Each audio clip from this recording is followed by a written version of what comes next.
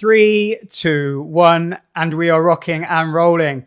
Ladies and gents, welcome back to my channel. I'm very happy to be joined today by author and political commentator Adam B. Coleman. Adam wrote the book From Black Victim to Black Victor, which I thoroughly enjoyed reading. Thanks for sending it my way, Adam, and welcome to the Seb Whitehouse show. Thank you for having me. It's been a long overdue. Yeah. Well, it seems like we've exchanged quite a few messages on Instagram and Twitter about football already. Yeah. We haven't done a deep dive into racial politics in the US. It is quite tempting to talk about football for the next hour. Yeah. I should probably say as well for everyone listening or watching this now that Adam is an American Chelsea fan. So for the sake of civility, I'm going to go easy on him for this conversation. I appreciate it. Though, to be honest, mate, I'm a Bristolian Man United fan, which in the eyes of many isn't much better, potentially worse. Yeah, exactly. So, yeah, I really enjoyed your book. It was brilliant. I would describe it as being an honest, straightforward, highly personal, and actually quite holistic assessment of Black culture in the United States. So, again, for everyone listening, the main thrust of the book is exploring the extent to which a victimhood narrative permeating through the consciousness of Black America can become a self-fulfilling prophecy, and how some social, cultural, and political movements cultivate this narrative for their own self-gain. Now, depending on your perspective, as with many things in our current political climate, there's a chance you might find the book controversial or offensive, but other people might find it inspirational and eye-opening.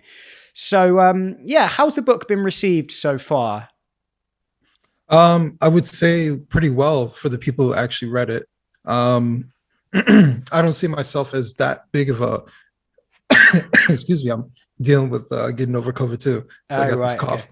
No worries, man. I don't see myself as being that controversial of a person. No. I'm not very antagonistic online or anything like that. So, occasionally someone comes after me, but usually it has nothing to do with my book.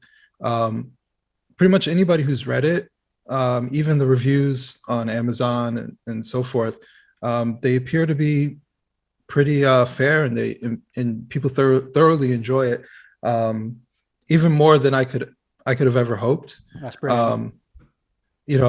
My biggest thing was making sure that it came through in a manner that showed that I cared, right? Because I think a lot of times what happens is someone will see we'll just call myself, and this is people are going to label me. They'll see a Black conservative who appears to be waving his finger at Black people saying you need to do better, right? Right. And if I'm completely honest with you, when I first started writing the book, this was in the aftermath of George Floyd and all these riots going on and a lot of tension. And when I started writing the book, I was angry, and I wrote in a very frustrated manner. It wasn't until about a few months in that I started realizing that, one, I was getting better at writing. Two, my voice was changing. And my writing style was changing. And then when I went back and read from the beginning, I was like, oh, that doesn't sound like me. That's really interesting. I'd love to get back into that, actually, because I think writing is thinking. If you're writing, you're formulating your thoughts. So in that respect, if you spent a few months writing, it would have been a form of cathartic therapy where you were able to formulate your thoughts, and probably to some extent you made peace with them as you wrote. And then you could go back and tweak them, almost like having an argument with someone, saying a few things in an annoyed, argumentative, tense fashion, maybe saying a couple of things you don't mean, but then coming back to it and almost editing it to get your point across. But let's put that on hold a second, because I don't want to race ahead too far, because let's first of all, just so everyone knows exactly what we're talking about, how would you describe the book? First of all, what's the dominant theme of the book? What journey can someone expect to go on when they read the book? And then afterwards, we'll get into what the catalyst was for writing it. So first of all, tell me about the book. Yeah, so the way I usually describe the book, it's a book that is giving social commentary about race, along with telling my personal story. But the great thing is that the book isn't one thing.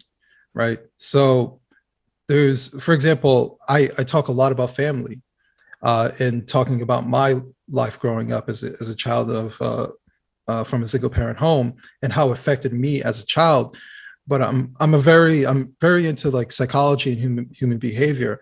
So there are times where I'm kind of breaking it down, but it's absent of race, right? Because there's times where I say for Black children or Black boys, and then there's times where I say for children. I'm speaking very general. And I do that purposefully because throughout the book, I'm trying to have people understand that while this book is somewhat targeting Black Americans, this has become a growing issue that other people can connect with, Right. whether they are in America or even in the UK. I have a pretty good friend who lives in the UK who reached out to me after reading the book, and now we're friends because he saw a lot of the very similar things that happened to him within his own community. Excuse me. No, it's fine. So, I do that very purposefully. And I wanted to basically get across that family is extremely important. Family is the root of existence. Family is the starting point, for childhood development, all the different lessons that you learn. And it's extremely important having your father and both parents, both healthy parents within your life. And it also kind of goes down to family planning and things like that, which I kind of talk about in the book too. But it's a bunch of different things. There's a lot of general principles that I'm talking about within the book. So if for people who are interested in reading it, understand that while I may be more of a socially conservative person, politically I'm an independent, but the book itself is not an overt political book, right? In many ways, it's a very social book. I'm making social commentary.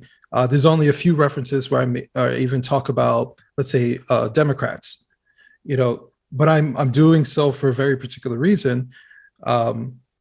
So yeah, that's kind of what I would say. It's not a very political book. It's a very social commentary kind of book, but it's very personal. I tell a lot of personal stories about how I really felt with a whole bunch of different things. Yeah. So you mentioned family, and you also mentioned growing up in a single parent home. I find it really interesting how few people realize the extent to which the high percentage of absent fathers, not just in African American homes, but indeed any home of anyone of any races, but it does seem to manifest in the African American community. It's very interesting how people don't realize what a huge contributing variable not having a father in the home is to things like educational attainment, staying out of prison, not getting involved in crime, and even just having healthy, functioning relationships with friends and partners as you grow old. It's such a huge deal, and it so often gets overlooked in favor of the narrative that all problems young Black American men face is systemic racism. Systemic racism narrative gets put on a pedestal at any opportunity, and the family structure and other cultural factors don't get the airtime that they deserve, and that was something that I really got out of your book. Do you find it interesting how little emphasis there is on that? Why do you think it is that we speak about the much more abstract and hard to define systemic racism than we do much more easy to understand factors like absent fathers? Well, one is easier than the other. I think that's the easiest way to kind of put it. It's very easy to talk very abstract about systems and about history that we can't change, and putting the blame on other people or other things. One thing I notice a lot of times with people who talk about systemic racism everywhere, they can't really define it. They use very superficial things like disparities, right? But there's all different types of explanations for disparities. Can you be specific? Do you have proof, right? All these different things. They're unwilling to do so. Yeah, but and Sorry, carry on. I thought you finished. Please continue. No, I was going to say, but if you talk about families, then you're talking at a very personal level, and you're talking about family planning, decision making, accountability. These are the things that people shy away from. I try to be equal opportunity. As much as I talk about how my father was weak for not being there for his children, I also lay some accountability on my mother for choosing someone who clearly was not going to be available. And so, it's very easy to say deadbeat dad, right? But we have a really hard time saying, well, mom is imperfect, right? We have to use very careful words to say things, because your mother birthed you. And I go back to, I don't know if you're familiar with Tupac. Yeah. Well, I mean, I don't know how specific we're getting with our trivia, but I certainly not know. too. I could probably rap along to changes pretty well. But not too specific. But I remember the lyric. Even though you are a crack fiend, mama, you still a black queen, mama. Right. So no matter how imperfect she was still held up. And so we're not allowed to talk about our mothers. And talk about why did you do so? Because there has to be accountability on both parts. So by the sounds of things, you think that there's a fundamental issue within Black culture in the US, and as you've stated and do state in the book, and also I just think it's obvious that of course Black culture doesn't exist in a vacuum, and you can see the issues with poverty and family structure in many different contexts. But because we talk about systemic racism so often, it's important to put a microscope on Black culture for the purpose of this conversation. So you seem to think that there really is an inherent issue with understanding the importance of family structures, like maybe children generation after generation aren't being given correct nuclear traditional families, and they don't have those role models in their lives, and so the cycle continues. Do you think that is, do you think that that's a bigger epidemic than systemic racism, or? Oh, far bigger. Right. Far bigger. So like if we were to use the example of, obvious systemic racism, we talk about Jim Crow in the South, where the government was forcing people to live separately. That is a system that's in place to oppress people. And, it might be even taboo to say it also oppressed white people as well. Anytime you're separating people and using the arm of the government to do so, it's oppressive. But I would say the target was at Black Americans, so I won't shy away from that. The whole thing, though, is even during that period, there were Black-owned businesses. Family unit was intact, even more so than other races. There were obvious positive things, even though there was poverty. Don't get me wrong. It's not like, we were living sweetly as far as Black Americans, but even in these particular areas, even if they were agricultural, which most of the people who were living in the South were, they were usually laborers, agriculture in the South at the time. But the families were still together, right? The issues that we see today didn't exist. So can I just interrupt quickly? Are you saying that the family unit, the nuclear family structure was within Black America was more cohesive during the time of Jim Crow, during legitimate oppression, than it is now in a time of freedom? Is that what you're saying? Because I have read that before and I find that fascinating. Yeah, in the midst of it, there were, from my understanding, it went back and forth in the early 1900s between white Americans and Black Americans, but it was incredibly high, the marriage rates. Right. And so I think the Moynihan report came out in the mid 60s, and they were saying it was an epidemic or a crisis when it reached 25% of children being raised in a single parent home. Right. And so now we're at the other spectrum where it's somewhere around 70%.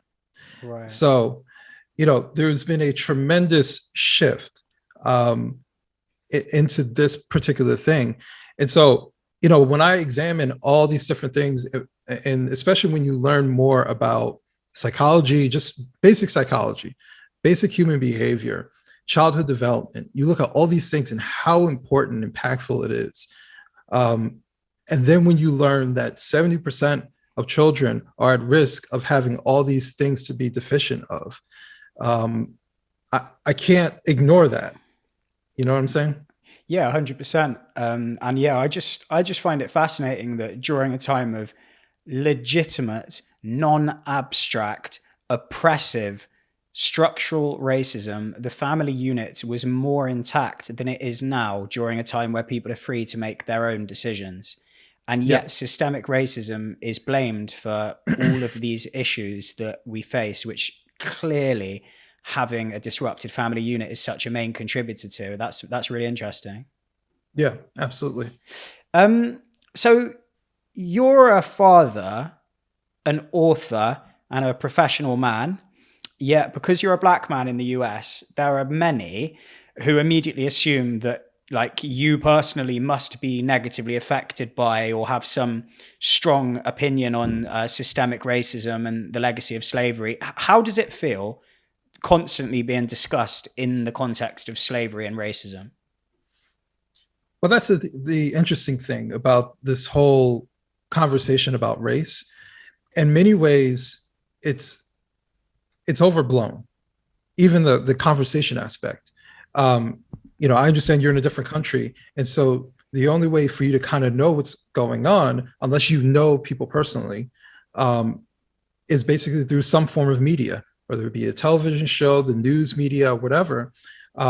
So they're going to highlight certain things on a consistent basis. Even here, people fall into that too. But you go and talk to people and you see, like, what ails them, what issues are they having?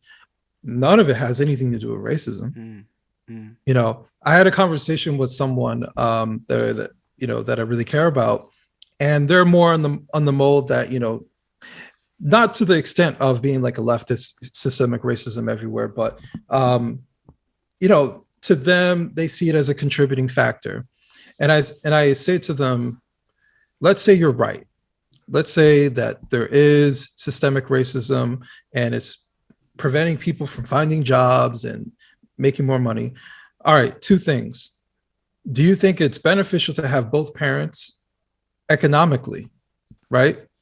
Obviously, yes. Two possible household income earners is better than one. Now, when you go and look at the average household income for Black Americans versus white Americans, it's about half. We're missing half. So even if we were to rebuild the structure within the home and make sure both parents are there, even someone like myself, I'm not with my son's mother, but I see my son and everything. Imagine if I was to get married, if I had gotten married to her and I went through the right way. But now we have two incomes in two different places supporting two different things. So, the possibility of building, they like to say generational wealth. How do you build generational wealth without a family? Mm-hmm. Right? Mm-hmm. There's numbers that show that single parents are overwhelmingly poor. Mm-hmm. They're probably among the poorest demographic in America. So you look at all these things, the family is the starting point. And just to go back to the person I was talking about, the second thing, let's say you're right, systemic racism is everywhere. It does you no good to family plan recklessly, right? So we can go back to Jim Crow. There were inequities. There were things that were in place. They family planned. Or if they didn't family plan, you've heard the term shotgun weddings, because they're like, you slept with her, you impregnated her, you marry her, right? Because they did not want a separation of family. That puts everybody at a weakness. You had to own up and be accountable for what you did. That's it. You made these children, they're yours. And so even if all these things are right and we're rife with racism and I'm completely wrong, then hell, the first thing we need to do is rebuild the family no matter what. Right. So that's how I see it. 100%. I'm very interested to know, do you know what percentage of Black homes in the US are single parent? It's somewhere, there's different numbers. It's somewhere around 70%. Okay, somewhere around 70%. So that's very interesting when you put it up against the statistic about the average income being approximately half of that of a white household. However, do you think there could be a discrepancy? Because the discrepancy being, for example, in your case, it's statistically, the household that your son is living in would look like it's a single parent home, right? But you have a good relationship with your son and you support him emotionally and I assume financially. So do you think that there's a discrepancy in the statistics there, and that 70% makes it look worse than it is because their fathers can still be involved and yet they'd still get included in that 70%? So I've heard this too. I've heard people make the argument, that doesn't mean that the fathers aren't involved. Right. But here's the thing. See, to me, this goes back to the idea that minimum is just okay. Right. So when I go and tell people I see my son every weekend, they're like, oh, that's great, because most fathers see them every other weekend. And in my head, I'm thinking it's not good enough. Right. But this is the situation that I'm in. Now that I'm older and I'm wiser and I understand, I'm now married. I just recently got married. And if we're able to have a child, my whole thing is we need to stay together and we need to figure this out. And this is bigger than me. Sure. And so, I think that mindset, even if that number is skewed or whatever, but the idea that, oh, well, at least they're involved. But that's to say, to me, that's also plays into downplaying how impactful fathers are. Sure. Right. Because there's a vast difference between seeing your dad, for a couple nights a week versus seeing your father every night. Right. Family dinners, seeing your dad at good times and bad times. Right. It's very easy for me as a father to appear like the fun dad, and hey, it's Friday night and I can take you out here and we could do fun things, right? But what do you learn from that? No. Or how much do you learn from that? How impactful am I just a couple of nights a week with my son? And so I try to do the best that I can. I try to be very honest and real with my son, accessible during the week if he wants to talk. But the reality is, that's a minimum in my head, and I don't think we should accept that. Yeah, that fun dad relationship that you just described, I'd never really thought about it before, but it's the relationship you'd want to have with an uncle or a big brother, perhaps. That being said, it would still be interesting to know what percentage of that 70% are involved, because you could slice up that 70% percentage, that 70% into kind of into a spectrum, couldn't you? It would be interesting to know what percentage have a relationship with their son similar to the one that you have, and then what percentage don't ever speak to them, what percentage were in and out. Do you think there's an argument? I suppose it's just so circumstantial. It just depends on the family and the individual, but probably some families are better off never being in contact with their dad and never knowing them than seeing them in and out of their life or in and out of prison or in negative relationships and involved in unsavory activities. But again, it does depend on person to person. But yeah, it would be interesting to look at that 70% a little closer and see what else is revealed from that. Yeah, and absolutely. And I will, I've had people try to insinuate certain things. I will never advocate for an unhealthy parent to be with the child. Right. Right. So, if your father's abusive, he should not be around you, because that's more negative than being away from your father. Yeah. So, I will never advocate for anything like that. But this is why, you said situations if someone's in and out of prison. This is why I talk about family planning, right? And I think a lot of times for men and women, not just with Black people, but just in general, this particular generation, they move around very laissez-faire, when it comes to marriage, when it comes to having children. If it happens, we'll see. If I meet somebody, they seem nice, right? And they don't plan much. And I get it. Most people are accidents to some degree.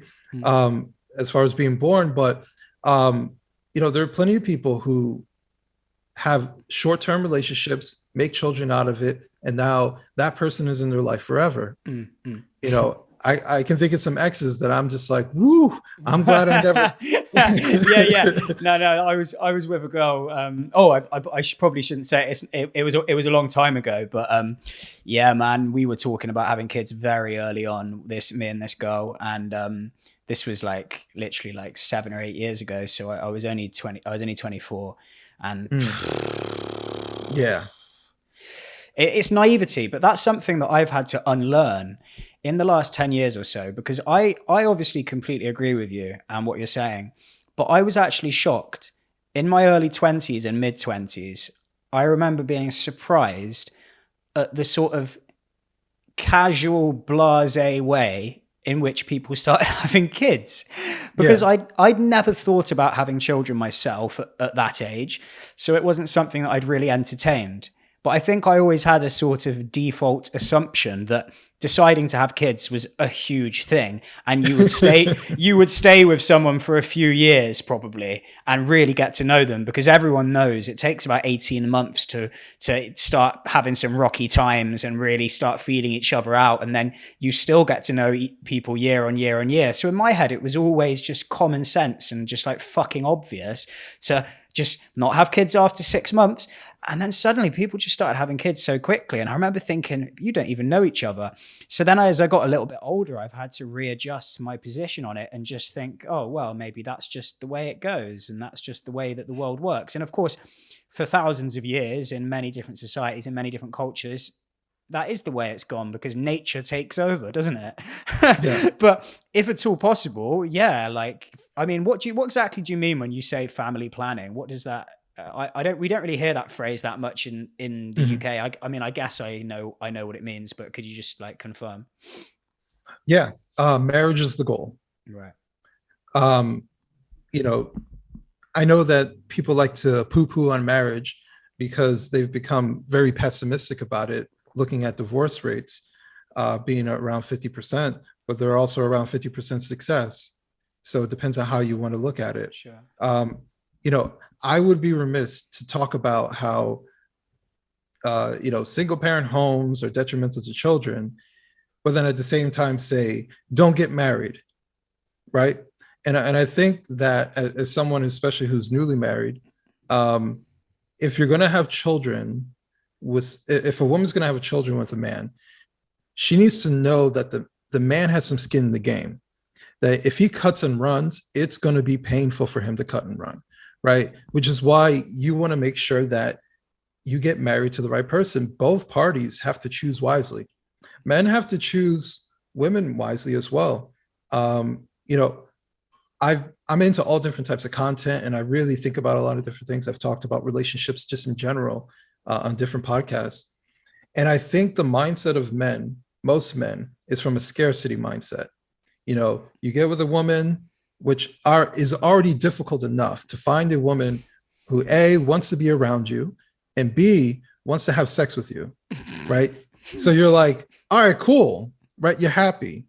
And so men are always trying to qualify the woman, and the woman's trying to disqualify the man, right? Because the women always have options, especially when they're younger. So the guys are staying with the woman and they're ignoring red flags. They're just, they're just happy to be there. And then they move forward and they marry the woman. And then 5-10 years later, they get divorced and they say, I can't believe she was all these different things. It's like, well, you ignored everything, right? You were just happy to be at the party, right? You didn't care what kind of party it was. So yeah, I didn't really expect us to sort of dive into relationships. I've got all these questions about race that I wanted to ask you, but I'm quite liking the relationship vibe for a minute. Do you know much about attachment theory? I think so, but you can go ahead. Oh, mate, it's fascinating. I really recommend reading this book called Attached. It's basically a field of psychological study which has been around since like the 50s, and sort of more and more has been uncovered each year. So basically, attachment theory is the idea that there's 3 different attachment styles. There's anxious attachment, secure attachment, and avoidant attachment. So secure attachment is someone that, and this really ties in with what you were saying about the family unit as well. So secure attachment is someone who grew up in a stable family home, who received secure love from their parents. And as such, they have no problem with intimacy. They have no problem with giving love and receiving love. And if they're faced with problems in their relationship, they are usually quite good at resolving conflict and dealing with those problems in a level-headed manner. Whereas anxious attachment, the type of people that are more likely to be insecure in relationships, the type of people that are more likely to feel vulnerable, and this can manifest in behaviors such as paranoia or jealousy or checking the phone, and just people that don't feel secure in the relationship. And then avoidant attachment is people who they want closeness, they want intimacy, but when they get it, they close off. And they're the type of people who are more likely to want more independence, more space, and to create distance physically or emotionally between themselves and their partners. And the theory goes that these attachment styles are all formed very young within the family home. And perhaps there might be some natural personality disposition and other environmental factors thrown in there as well. And yeah, that's it really. And the reason, you get these toxic on-off relationships that stop and start, stop and start. Usually what's going on there is that they're in the anxious avoidant trap. And in the anxious avoidant trap, what happens is the anxious person is always wanting more from the relationship. The avoidant person is always pushing them away. Eventually, the anxious person ends it. And then the avoidant person, because they no longer have the anxious person trying to get their attention and their love all the time. The avoidant person then breaks down and tries to get the anxious person back. The anxious person then is hearing from the avoidant person everything that they ever wanted to hear. The avoidant person saying, I love you, I want to be with you, etc., etc. And the anxious person then starts to feel more secure, so they go back for more. And then the cycle continues.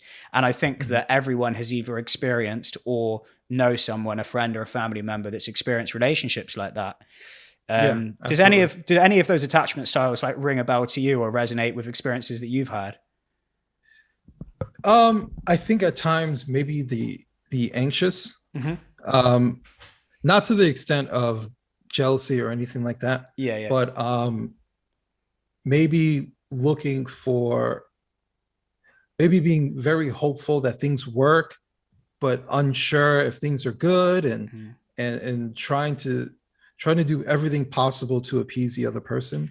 Yeah. That sounds about right. That sounds about right. Yeah. And I suppose because you said you grew up in a single parent home, like that kind of makes sense in a way.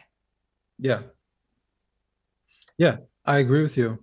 As you're telling me this, you're giving a very like academic kind of breakdown, but the very like crude way of kind of looking at things, for men and women, although most of the time it's usually men giving this advice to other men, but don't get with anybody who has daddy issues that's untreated. or mummy issues that's untreated as well, I would say as well. Yeah, mummy. I think I'll say this. I've met a lot of different guys. The mommy issues are a little bit different, right? I kind of feel like the mommy issues tend, unless it was terrible, right? But the daddy issues, to me, tend to be more detrimental to a particular relationship. So do you think this is about, do you think women, are you talking about women with daddy issues?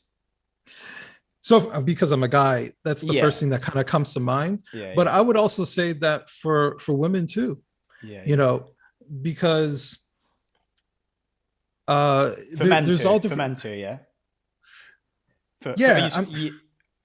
Sorry, were you talking about women originally, and you're talking about men as well, or were you talking about men originally?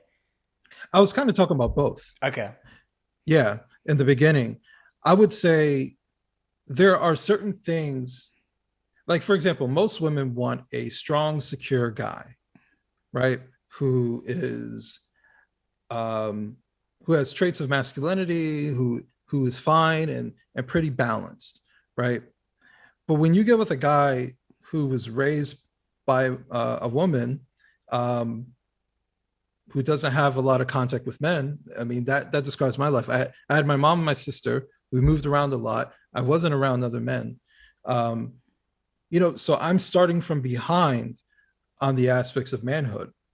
And so, yeah, early in my life, I'm probably not the best partner because I'm very weak, I think is the best way of kind of putting it.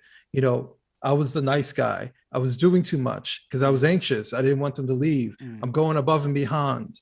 And women don't respect that. And they can, even if they like you being nice, they can pick up, just like all humans can intuitively pick up on the fact that you haven't found yourself. That the way that you're behaving isn't the essence of you.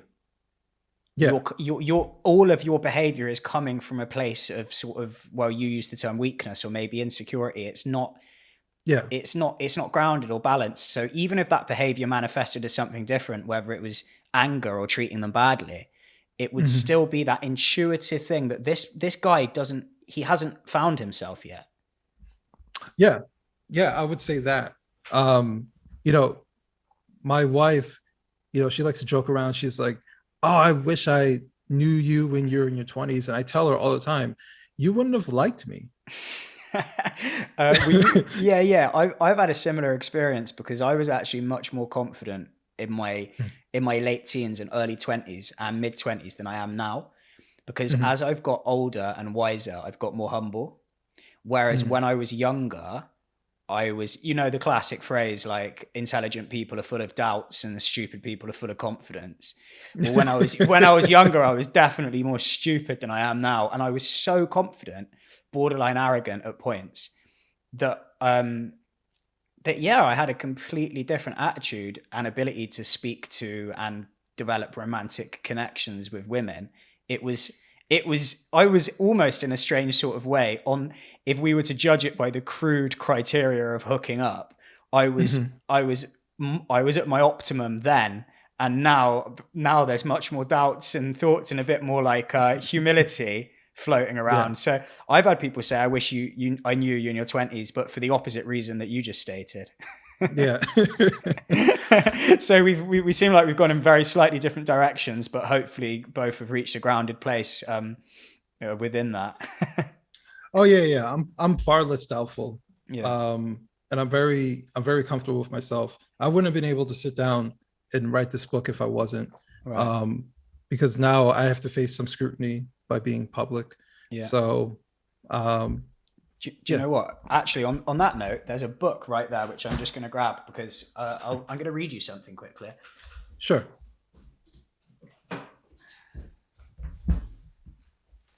So, have you heard of the Persian poet Rumi? No. So he's from like the 12th century. He was an Islamic poet in the 12th century, and he wrote some incredible verses about suffering and pain and wisdom. And I've got this book here, The Spiritual Poems of Rumi. Now, you just mentioned that you wouldn't have been able to write this book, and I assume reveal yourself to the world in the form of interviews and Twitter and podcasts as you are at the moment, if you had the same personality disposition that you had when you were younger. It's because you're more balanced and more grounded that you're able to do what you're doing now. Right. So this book, The Spiritual Poems of Rumi, the first poem in there, which I thought was really interesting because obviously I'm trying to do similar things, really trying to grow my YouTube channel and have interesting conversations with interesting people and continue to develop as a person.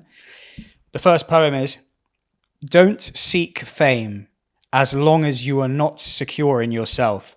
First, wash your face from fears, then show your face." It's beautiful. That sounds like me. That sounds like what I went through.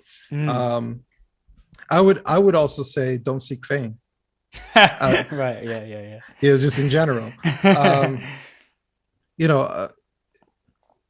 It's funny that the line talks about fame and stuff. I've had people even just the other day who are like, you're gonna be something big when you're big, and it's it's not an insecurity part of me, but it's still weird, Mm. you know, because I didn't grow up with a lot of people believing in me, Right. right? And so, I'm appreciative, but it's a different experience, Yeah. where people really really believe what you're trying to do, and so, uh, yeah, I've always been a pretty humble person, so I Do try you not to take myself too seriously. that it must be an extremely interesting experience for you if you grew up without a lot of people believing in you to now be experiencing this burst of attention, which I assume is just going to continue on an upwards trajectory if you keep your foot on the gas to some extent over the next few years. It must be. Yeah. How do you frame that? Like, what do you think's happening there? Like, as in, not why are you receiving the attention? That's obvious. You're talking about interesting things, and race is a hot topic at the moment, and you've got a fresh perspective. Let's put all that to one side. I mean, more on a personal level. Like, what do you think has happened here? That this is by the sounds of things, the first time in your life that you're receiving this sort of. Is it affecting the way that you're looking at yourself, or where did it come from? How do you frame what's going on? Well, the reaction from people, I will say, towards me, if I was to assess it, I think it's because, one, I'm not hyper partisan. Two, I'm genuine. And three, I'm very vulnerable. And that's not something that you usually see from people who are trying to be public, even if it's about cultural related things. Usually it's a lot of people, who are very certain, and maybe they're like, they have their thing and they're doing that thing. And I'm much more willing to say, like, I could be wrong, right? That's not something you usually hear from someone who's making commentary. Even after writing the book, I've talked to different people, and I've assessed certain things. Pretty much everything I say in the book I still believe, but maybe there's like, little pieces here and there where I'm like, what, that's something for me to examine, something for me to really think about, to kind of add on. I just did a speaking engagement the other day, and I talk a lot about my growing up and everything, and women wanted to come up and hug me. They're like, as a mother, I want to give you a hug, right? Because it's not every day you see someone tell very traumatic things that happened to them growing up and how they felt and what they felt. Mm. And I'm not up there crying about it, right? I'm saying these things happened to me, and those things happening to me allowed for me to say I overcame those things, and I had to. It took me a while to realize those weaknesses. I can turn those things into being something positive, right? If I'm able to overcome these things, a very real thing that I'm sure lots of people have gone through, and I've talked to some people who've gone through similar things, then that's something that's inspirational, right? That's something that I can use to help other people. So, the believing in me aspect, I think has to come from that particular place, from other people. I try to be fair. I'm not shocking, right? I make sense as to what I'm saying, and maybe I'm just saying it differently than other people, which usually I try to do. I try to say it in a different way. I try to be more conscious about the words that I use. But I don't really apologize for how I feel and what I'm saying, so there's a level of confidence that I have in what I'm saying. I don't really back down from what I'm saying, as long as I feel that I'm right. And if I'm saying it, it's because that's what I feel, right? And so I think that's the difference between myself and other people who may be in the same arena. Yeah. Well, what I would say is don't get complacent, because the trolls will find you eventually. Yeah, they're coming. They're coming. I say that in a jokey way, obviously, but you often hear with YouTube channels, that in the early to medium stage, that the fans and the followers are like, oh my God, you're the best, this is great, and you receive nothing but positive compliments. But then as the channel grows, the comment section gets more toxic. So it would be interesting to see like at what threshold your Twitter following starts becoming a bit of a headache. You know what's funny? The other, I think it was the other week, I was like, let me look at Donald Trump Jr.'s Twitter. And I was like, oh my God, he must have replies off. He doesn't look at any of the stuff. He just tweets and just lets it run. Because the level of toxicity that exists in there, you know, I couldn't deal with that. No. I think when you get to a certain level, like that, it can be tough. I think you have to just make very conscious decisions about how you use social media. Like you say, not looking at replies and stuff like that. Yeah, exactly. But you know, I've gotten some trolls. I hope I didn't just strike the fear of God into your heart. I wasn't trying to be horrible.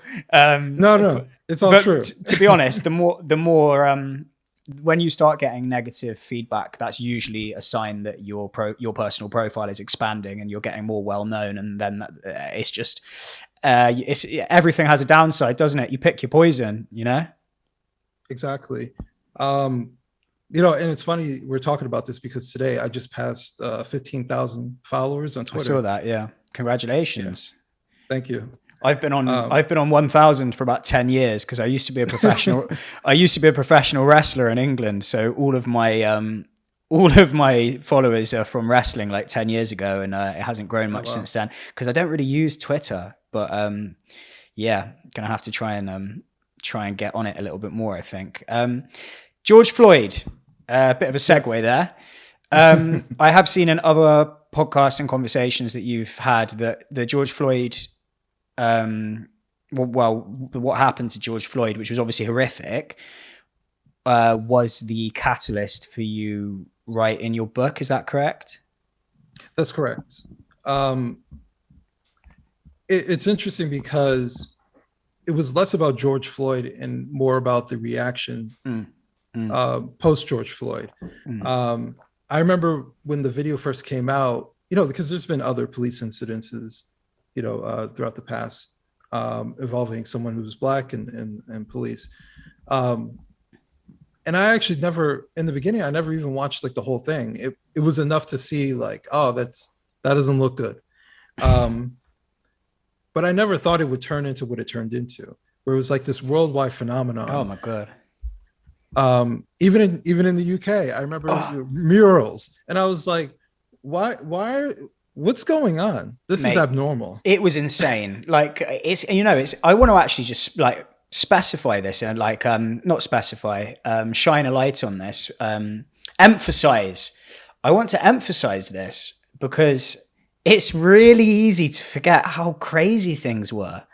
For a few weeks, it was wall-to-wall media coverage, social media in complete meltdown.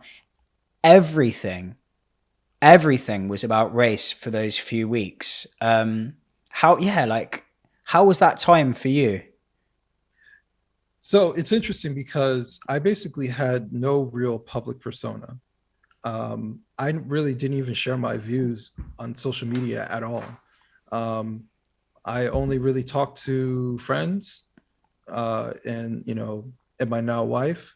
I talked to her about how I felt about certain things. You know, I was.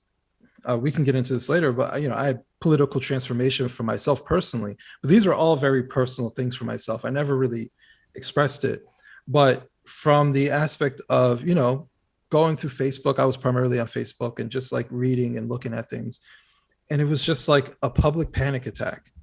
Right. It was just like a consistent struggle session.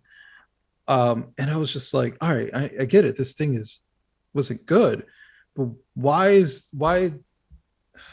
it felt like a firecracker turned into a nuclear bomb. Right. I think that's the best way of kind of putting it. Mm-hmm.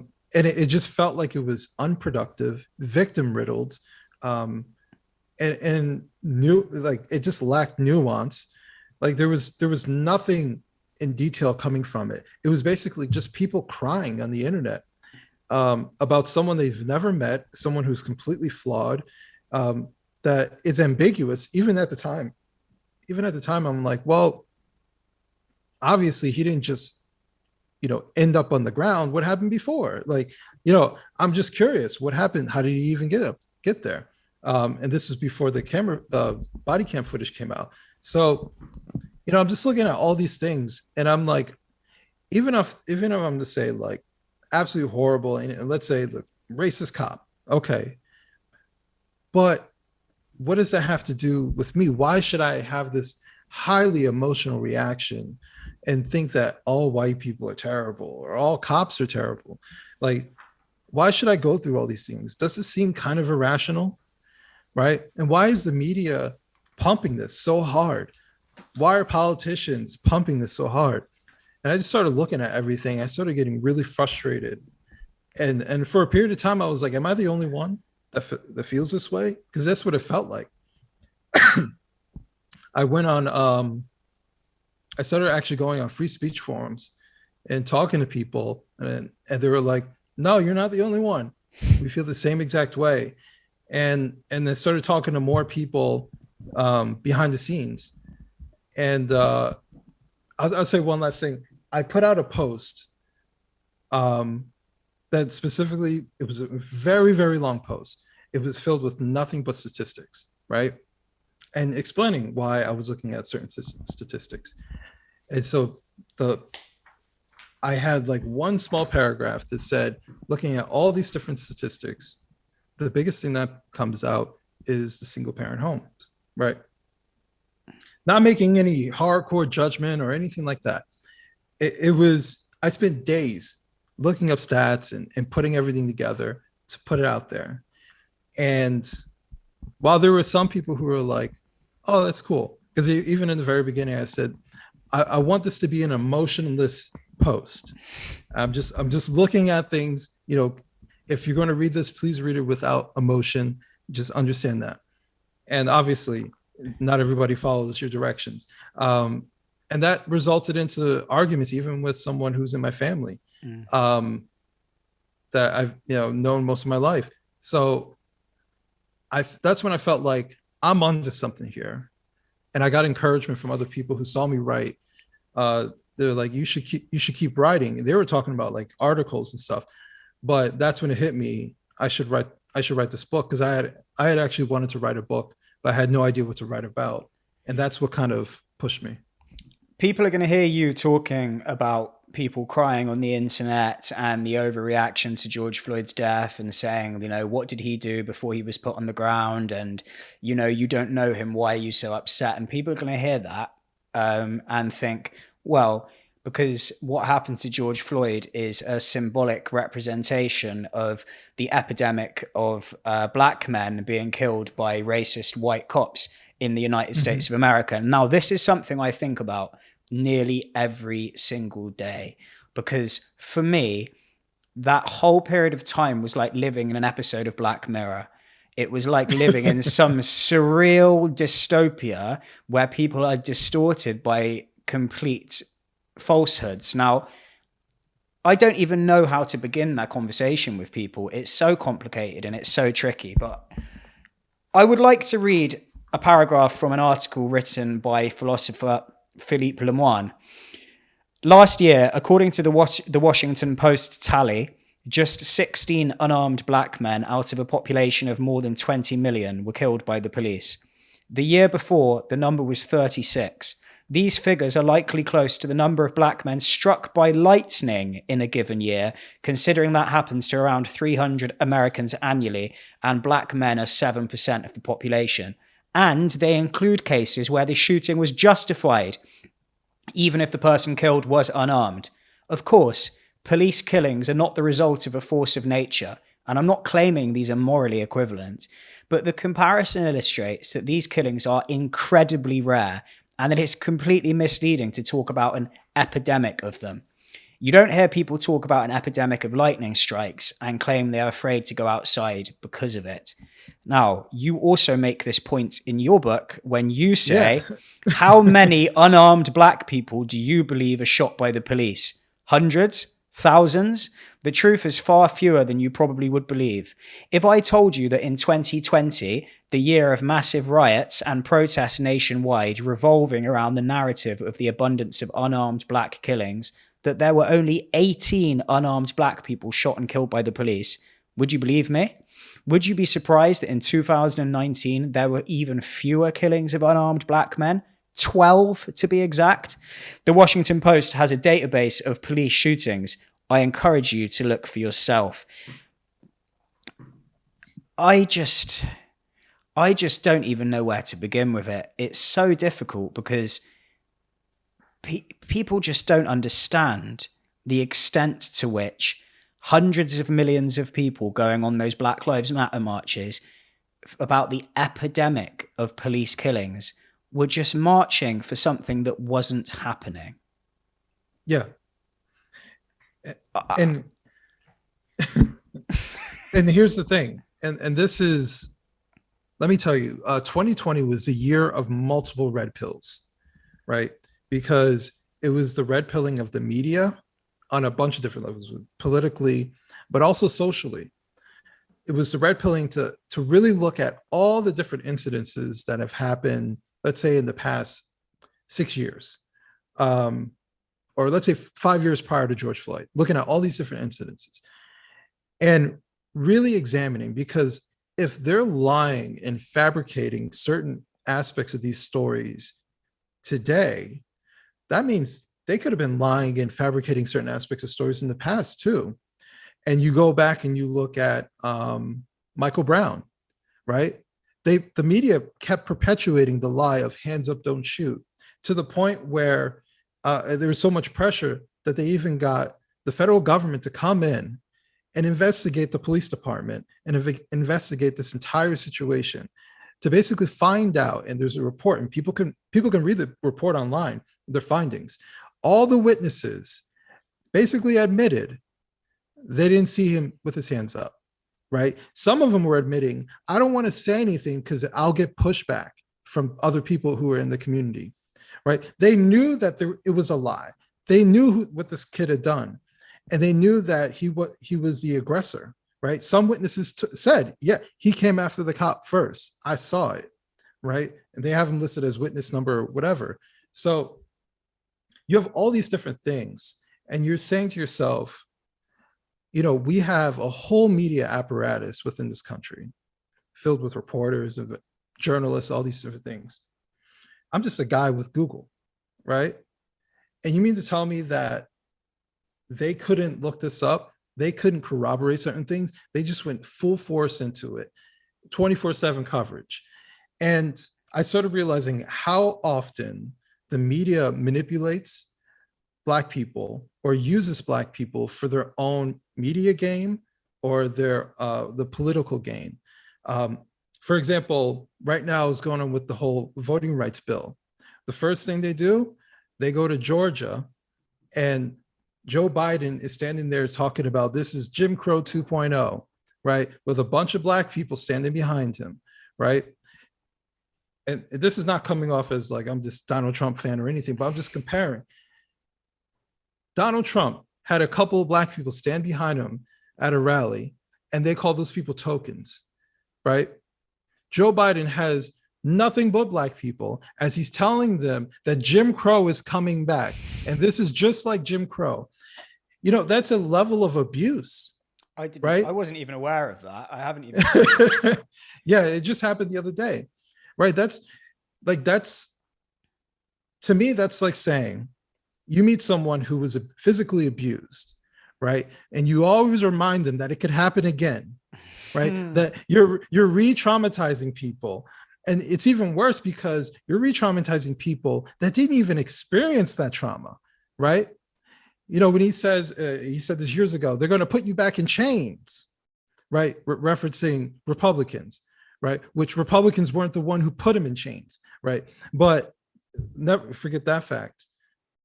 It's this idea of using Black people as political pawns. And I've said this on Twitter before.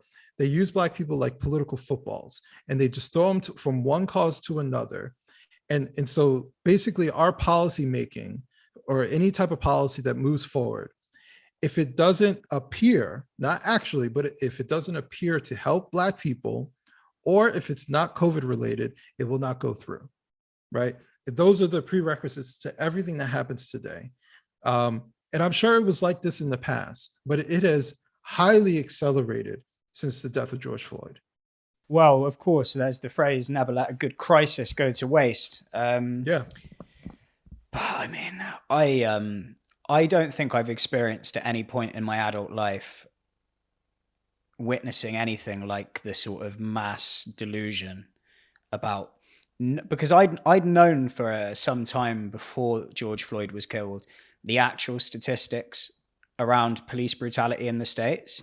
A close family member had actually done quite a lot of research into it, so I had like a fairly good understanding of what was actually going on. So it was extremely unsettling and disturbing for myself when social media went into meltdown, when the mainstream media were lying left, right, and center, or at least distorting statistics and cherry picking and omitting certain things to create sinister narratives.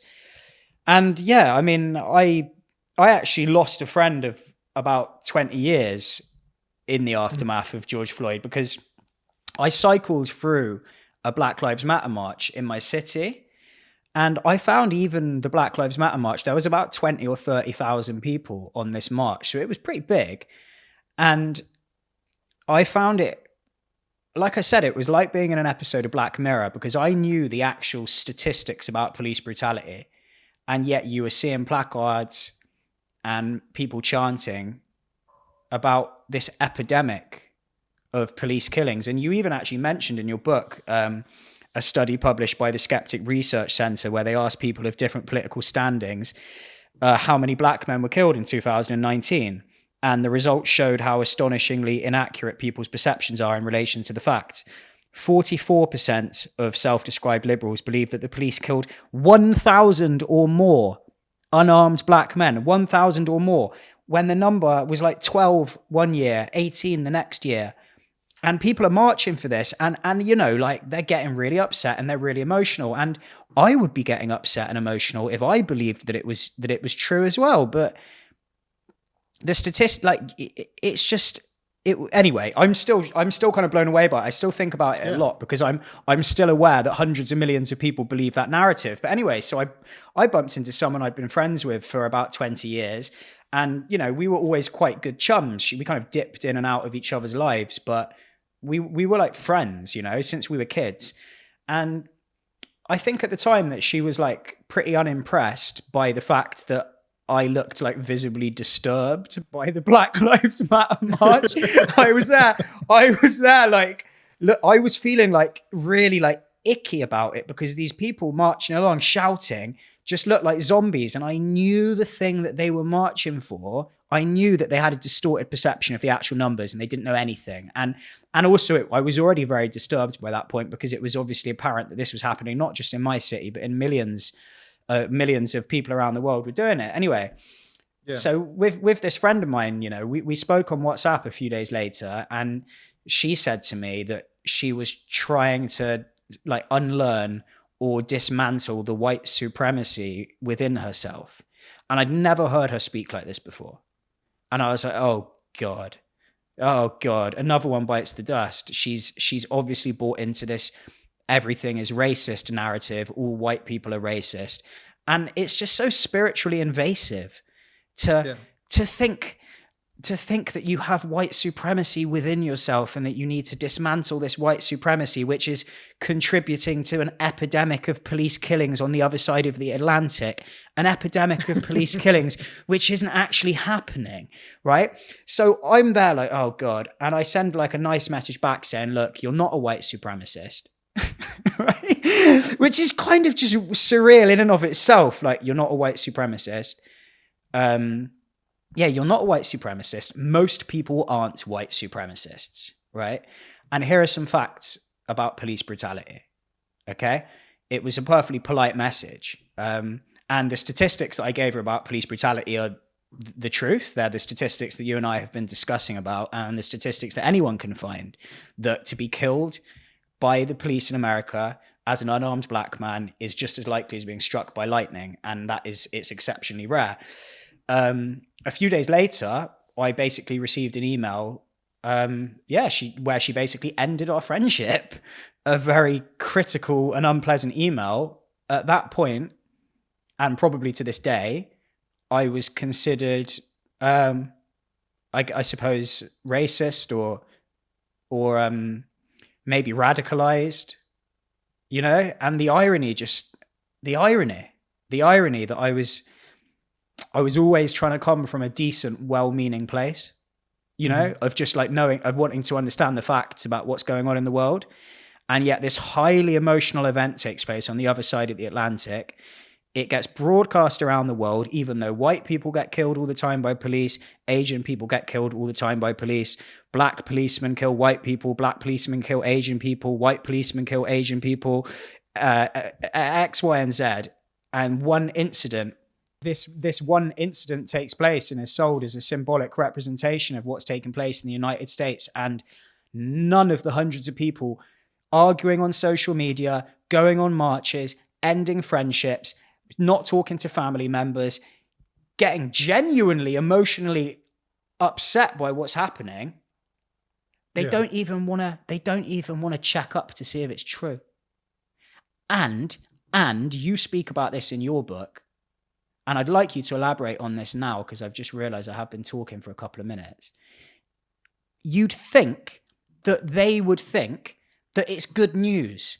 If you genuinely believe that thousands of black men in the US are being killed each year, and someone comes to you and says, wow, guess what? I've got some good news. Thousands of black men aren't being killed by the police each year. Isn't that great news? You'd think for a moment they might be like, what?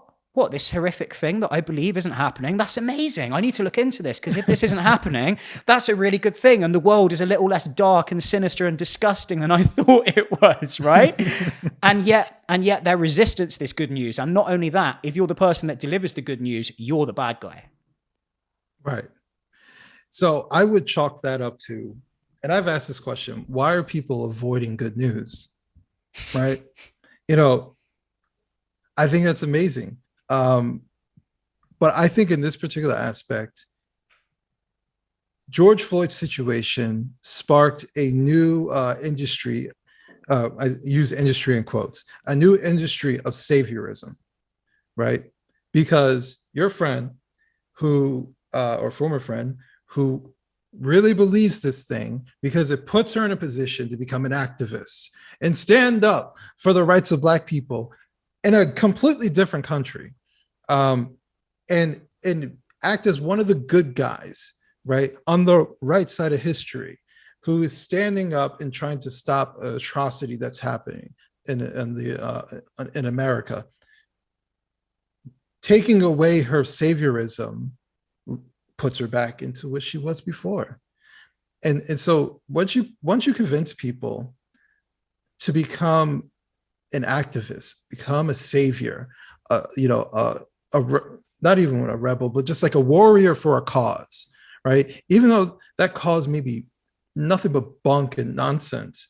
I feel the same way very similarly about the climate activists, right? I know you guys constantly are dealing with these idiots who want to get in the middle of the street, and somehow that's going to stop climate. Like, even if they're right, that's somehow going to fix anything.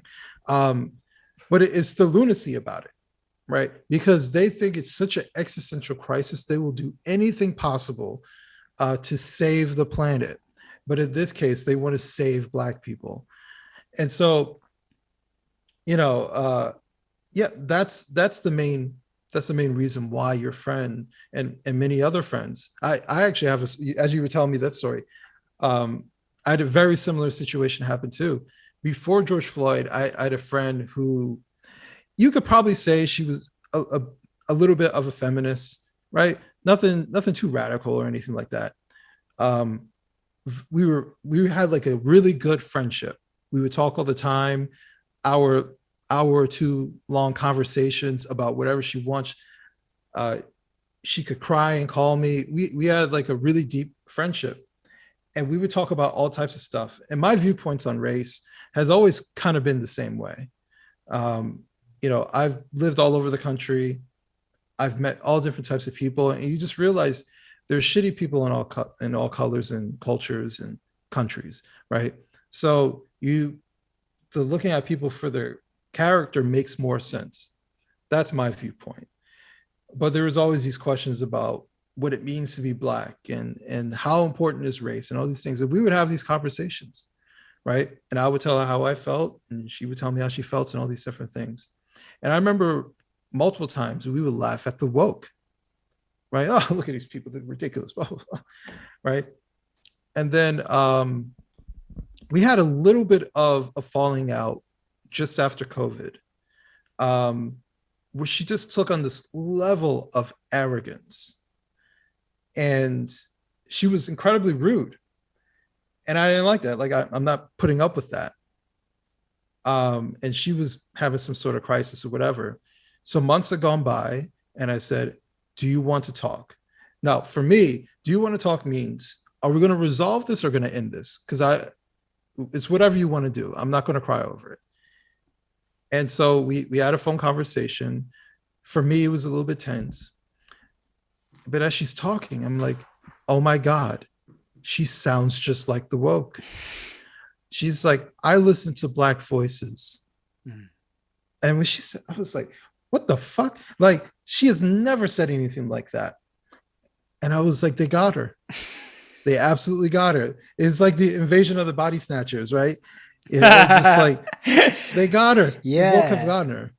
And when she said, I listened to Black voices, and then she started talking about her one friend. And I was like, I'm Black too. Does my voice matter? Right. And she couldn't really answer me per se, because I don't agree with what you're telling me. Right. So that's why whenever I talk about progressives, they say one thing but mean another. They say, let's listen to Black voices, but they really mean a very specific Black voice with a very specific narrative. But we need to listen to more of them who reaffirm what we believe. Right. So, you're not the only one, man. Yeah, I know. And you know what? The sad thing is, that's just one example. Like, there are actually other examples, because I live in I doubt you know much about Bristol, but it's a radically left-wing city.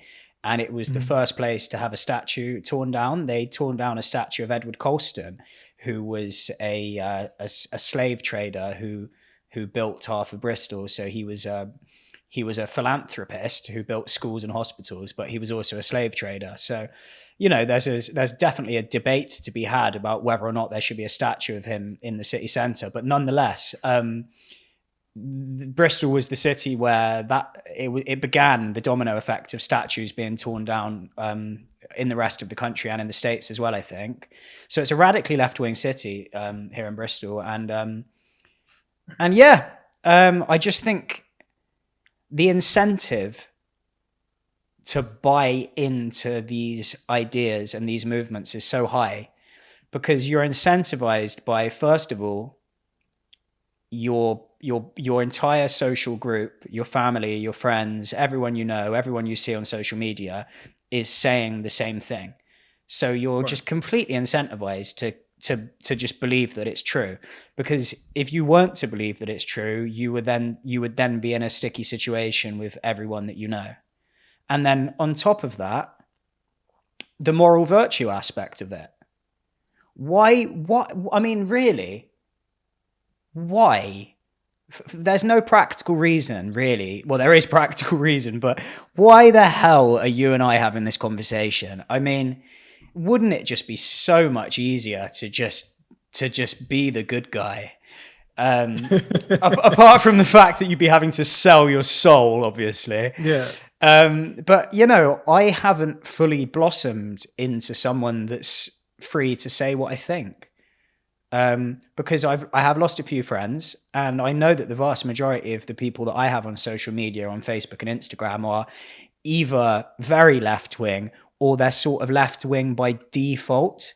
Now, I don't consider myself particularly right wing by any stretch, but I do just think the left is in just such a, with the woke stuff, is in such a bad position at the moment on everything, race, Yeah. gender, sexuality. They're talking nonsense about practically all of the things that they claim are most important.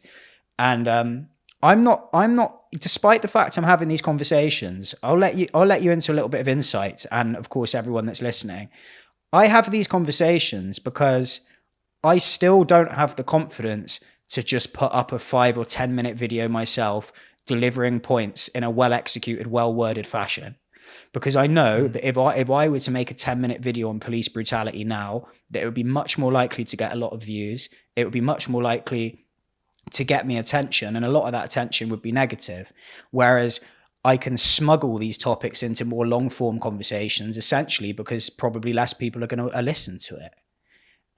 Which is backwards, really, because it demonstrates that I want to have these conversations, but I'm not doing so in such a fashion that's going to reach the largest audience, because I still don't have the full confidence necessary to just say, no, this is bullshit, and to say this is bullshit loudly and clearly every day. And I would like to get that confidence, because I think that I could be quite good at it, but it's a minefield, and it's a big decision to walk through that minefield. Yeah. You know, I know a lot of people are worried about being canceled and things like that. You know, thankfully, I'm not really worried about that economically, you know, for my main work, but I think people are too comfortable, and this is not directed at you. You can just But you can direct it at me. By the way, I'm not easily I'm not easily phased, and I'm not easily offended. But anyway, continue. no, I think outside of like the confidence to just finally like say something, because you have to overcome the what if someone doesn't like what I have to say, right? I think most people want to be generally polite, nice, somewhat agreeable, right? You don't want to offend anybody, but sometimes in order for you to say things that are true, someone's going to misinterpret what you say, and you can't help that. And so it takes time to kind of get over that aspect. But I think there are people who've gotten over that aspect who really, really want to say something, but look where I live, you know, look at my job. What if this? What if that? And what I'll tell you is the chances of something like that happening are very slim, right? So as much as cancel culture exists to an extent, it exists in a very strange and weird way. And I think it really just depends on how you approach things, how you say things. And you know what? Sometimes in life you take bumps. You know, for myself, you know, I've said it publicly multiple times. It's in the book. I've been homeless. I've been homeless twice as a child, once as an adult. And so for me, my level of success isn't that high, right? Sustainability is my level of success. But being that I was able to overcome these things, I'm not worried per se if it happens again. Will I be happy? Of course not. But it's one of those things where it's like, oh, I've been through worse and I can overcome it. I could repeat and do it over again.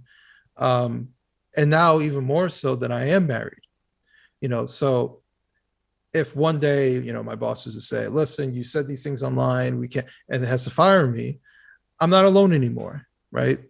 And I can rebound and move forward. So, but I think that a lot of people are afraid to speak their mind because it's one of the two. Either they're afraid of hurting other people, right? They haven't made it to that point, or they're not afraid of that, but they're afraid of the economic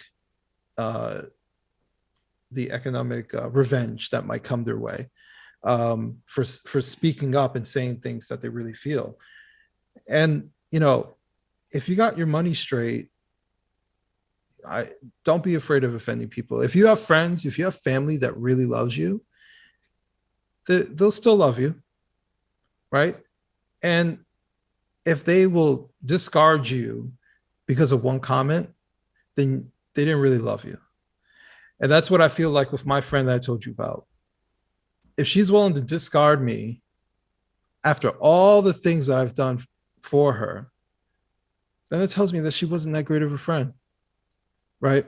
And it's a shame, because, most relationships, they come to an end in some fashion, whether it be you guys stop talking or someone dies. There's some ending to a relationship. So it's just a matter of at what point will it end?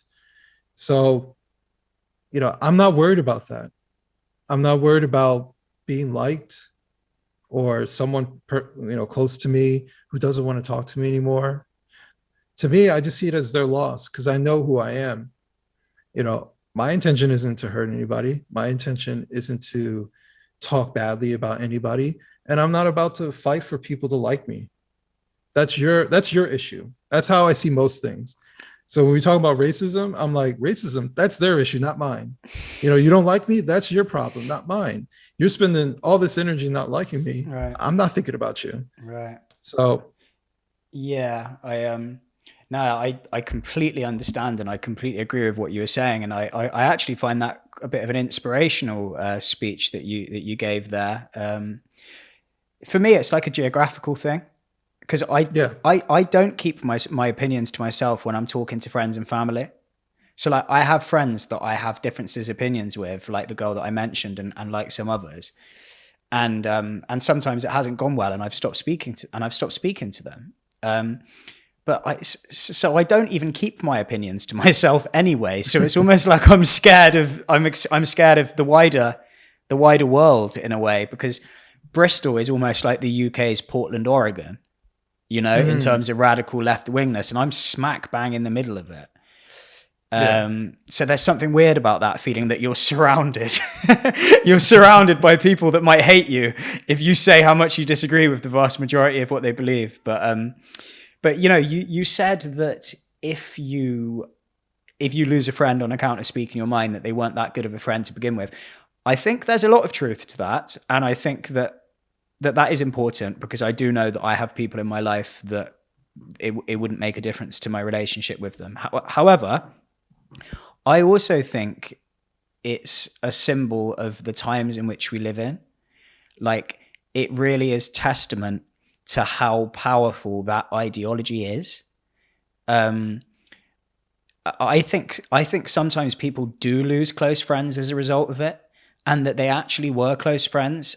And the power and the impact of the ideology and the propaganda and these belief systems is actually more powerful than what could have been a really valuable friendship. So I think I'm almost tempted to not belittle the friendships as much as I am to take a sober look at quite how impactful these narratives are.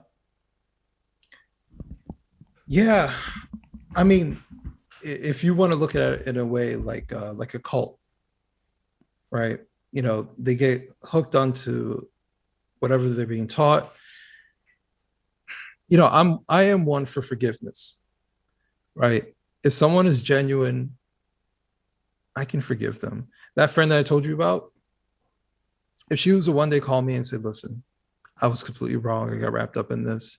I really apologize. I'm sorry. I'd be willing, right? As long as she sounds sincere.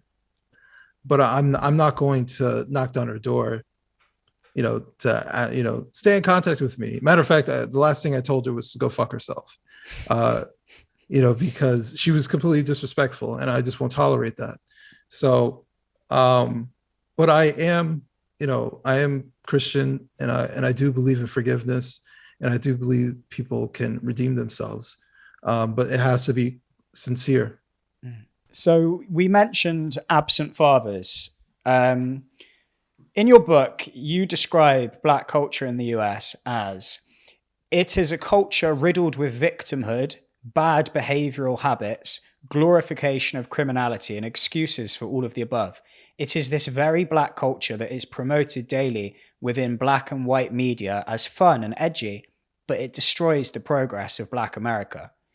It is a culture that masks intelligence, responsibility, and other positive traits as white features, while flaunting ignorance, depravity, criminality, and degeneracy.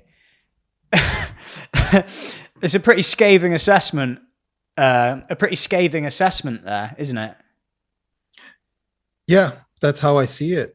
And just to kind of break it down a little bit, this is not to say that obviously every Black person is degenerate, ignorant, or anything. Obviously, that exists within our culture, and I think it's too prevalent. I don't think you can measure how prevalent it is, but I think it's too prevalent. But it's the last part, the excuse making, right? So for the people who aren't these things, there's sure a lot of excuses for the people who are doing these terrible things, right? And there's a lot of mimicking and allowance of it to happen, and like I said, excuse making. Oh well, they don't have a lot of money. It's like, oh, what?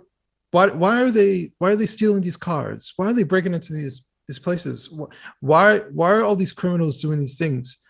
Oh well, listen, it's a legacy of racism, and it's you have all these intellectuals, right, who never went through these situations, who never had to want for anything, who grow up into go to universities and hypothesize racism for their entire careers, to come out and say, well, if you were to look at all these things and break it down on a graph and have their PowerPoints, and they think that people are PowerPoints, right?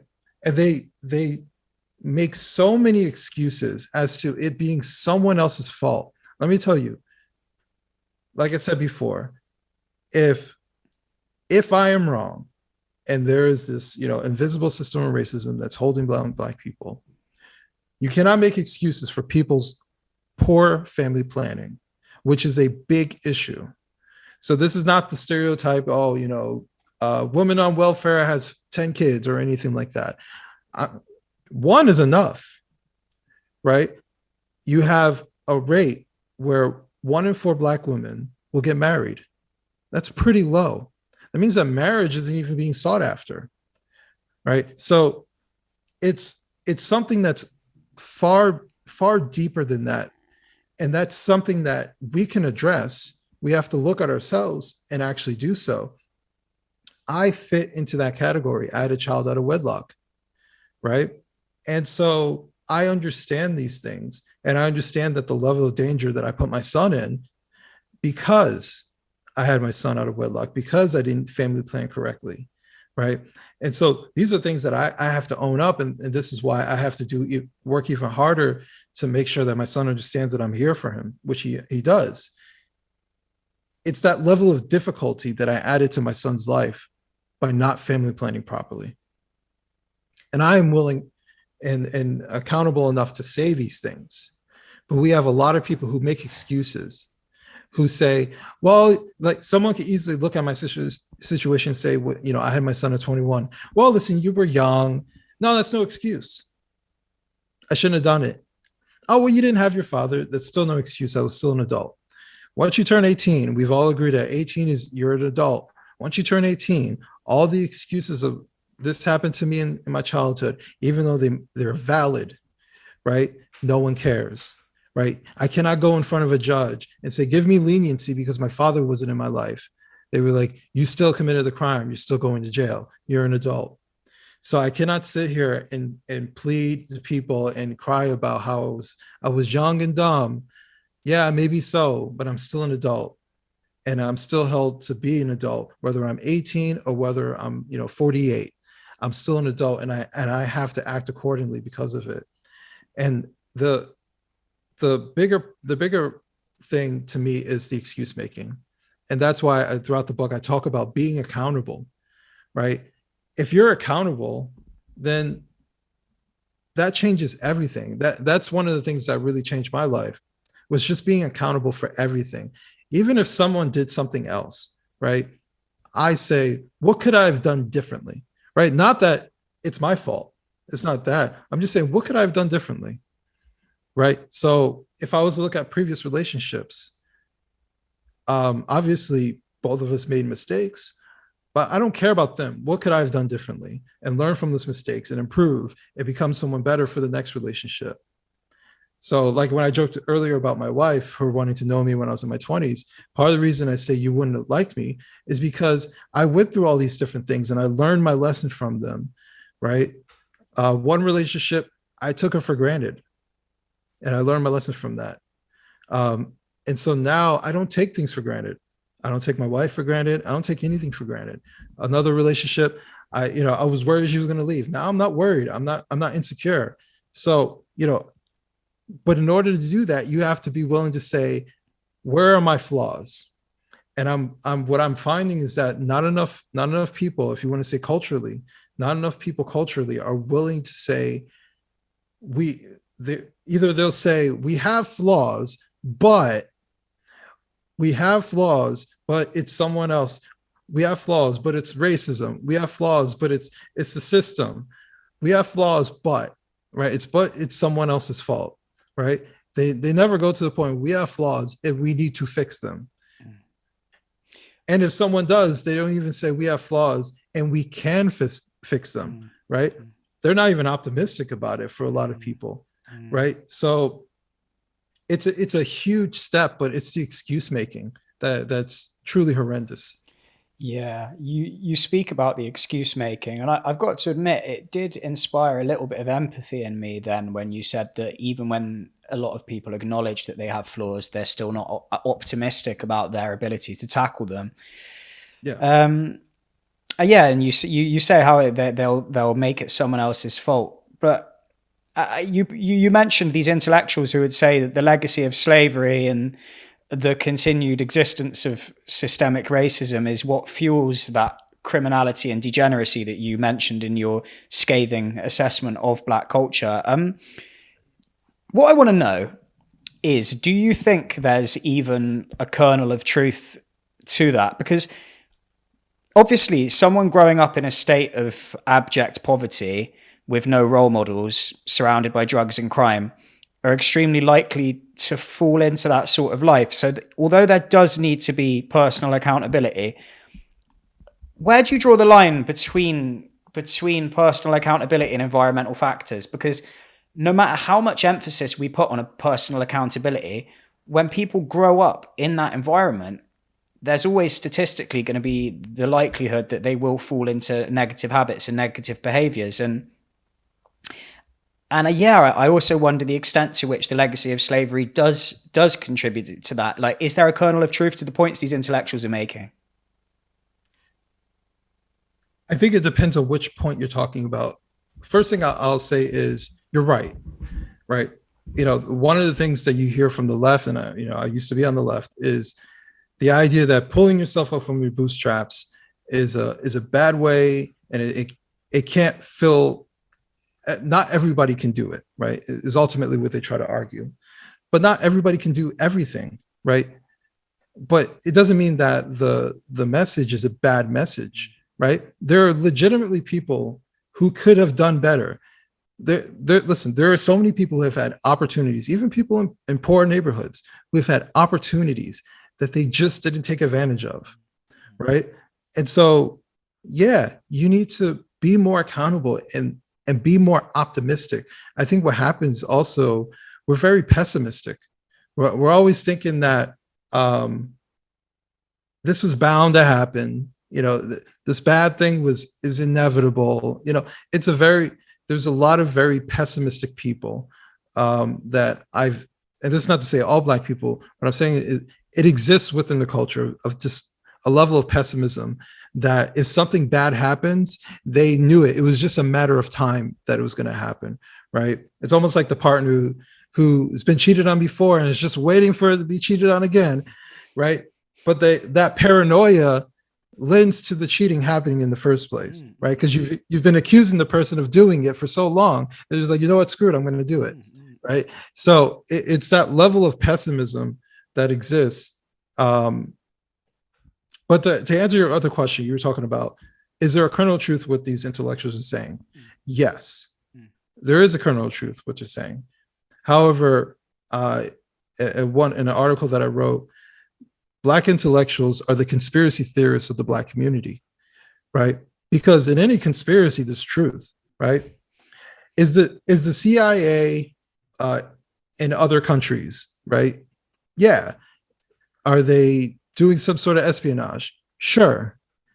Are they conspiring to take down the entire world? And like, you understand what I'm saying? So there's a kernel of truth in just about everything, but it's how far do you take it, right? And so when I hear intellectuals, and mind you, successful intellectuals, very wealthy intellectuals who have spent their entire career hypothesizing, who've received media attention on TV channels and all these different things, grant money, university tours, lectures, you name it, hypothesizing about oppression. And they take it to the nth degree, right? And we can even go even deeper. A lot of these people, they're Marxists, or they use Marxist theories, right? And so that's how they're able to word salad this entire scenario going on. So yeah, obviously there's a kernel of truth. Are there, like, if you were to go to, let's say, Chicago, and you would go to South Side of Chicago, are there inequities in South Side of Chicago? Absolutely, right? There's not enough job opportunities that are there, right? But what's the hard truth? Why? Well, businesses don't want to build a business in a place that's unsafe, right? Why would you do that? Would you build a new business in Kabul? No, it doesn't sound like a good idea if you have options, right? So no, they're not going to build businesses. They're not going to invest in a place that's dangerous. Safety is the number one thing.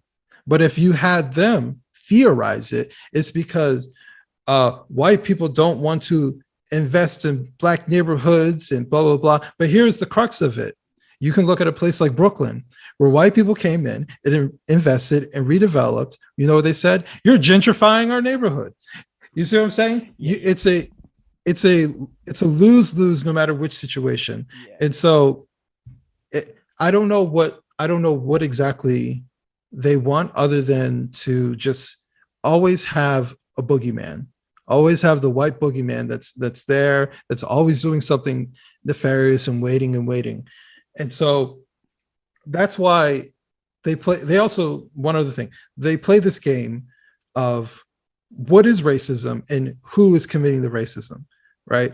So when some people say, wait, you're implying that all white people are racist, right? But this person isn't, they've done X, Y, and Z. And they're like, no, you're talking about individual racism. I'm not talking about that. Well, what are you talking about? Systemic. Oh, well, what system? Right? And it is this overarching term. And they change the term of what system is, or what system means, or what system they're talking about. Oh, well, they Coca-Cola and Pepsi don't hire enough black people, as if Coca-Cola and Pepsi are conspiring not to hire black people, right? They completely dilute what terms mean, what inequities are allowed, and all these different things. So I don't really trust them, just like I don't really trust a lot of people.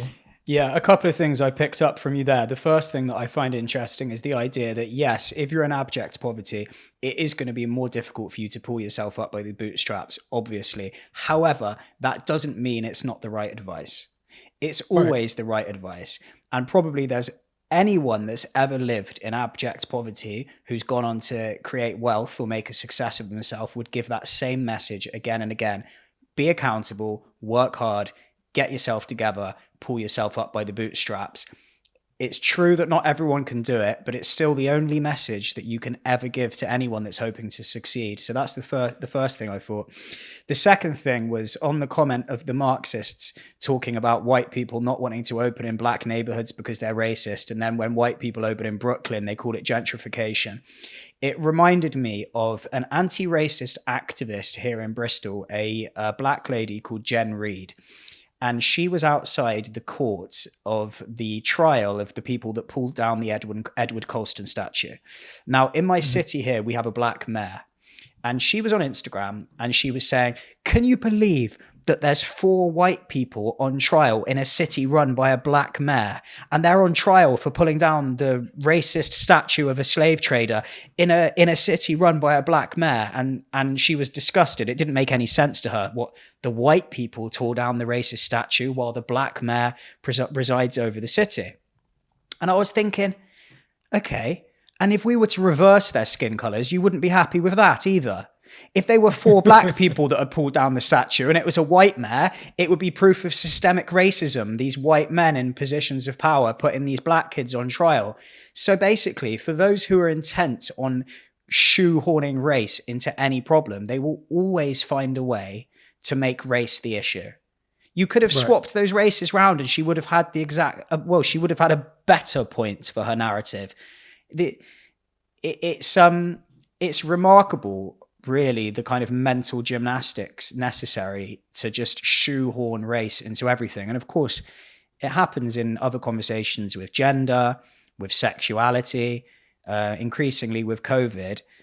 There is no rhyme or reason as to the methods in which these activists attack. You can't keep up. They will always find a way. I mean, actually, on that note, do you think that moving forward, your skin color will inoculate you from criticism because people will think just brain does not compute? Or do you think that you might get, because you look at someone like Larry Elder, he gets a hard time, they'll always find a way round just looking at things as they are with common sense. They'll always find a way to use race against you, Like, have you experienced being called like a race traitor or anything like that? Actually, it was last week. Well, there you go. You've got a recent anecdote then. Yeah. And here's the funny part. It was someone who got into a back and forth with someone else. And this person, I'm friends with, and they wrote a review on my book. So they're arguing with the leftists. The leftists love to Google search everybody and everything and find something. And they say, oh, and now it all makes sense. You wrote a book review for this guy, and they found a picture of me with Turning Points USA because I did a speaking engagement for them. And they got you there, mate. Like, they got you there. and they're like, with this token. Oof. And I was like, token? So I said, that's pretty racist for you to call me a token. And they're like, I'm black. How are you going to call me racist? You don't even know I'm black. And I said, I don't care what you are. That's still a racist thing to say to someone. Right. And so then I broke it down and I said, do you even know why I spoke with Turning Points? Do you even know what I advocate for? I advocate for the nuclear family. I advocate for marriage. I advocate for children. I advocate for family as being extremely important. That's why I was speaking with Turning Points Faith. They allowed me the opportunity to advocate for these things, right? I'm not even that political of a person, online at least, right? I'm not a political pundit. I once in a while I say some certain things, but my main thing is family. And I was like, do you disagree with these things? And they wanted to keep arguing, but they never answered my question, right? Because they knew they didn't disagree with that, right? How could you argue that children are important unless you're just a monster? But advocating for children is a bad thing. Or, maybe you think marriage isn't for you, but you wouldn't think that marriage is completely bad unless you're just that far of an extremist. So I'm not that boogeyman, but they're not willing to not see me as a boogeyman if they're that far. But I've gotten it. And that's what it is. Yeah. There's nothing I can really do about it. It's quite funny, really, because an anti-racist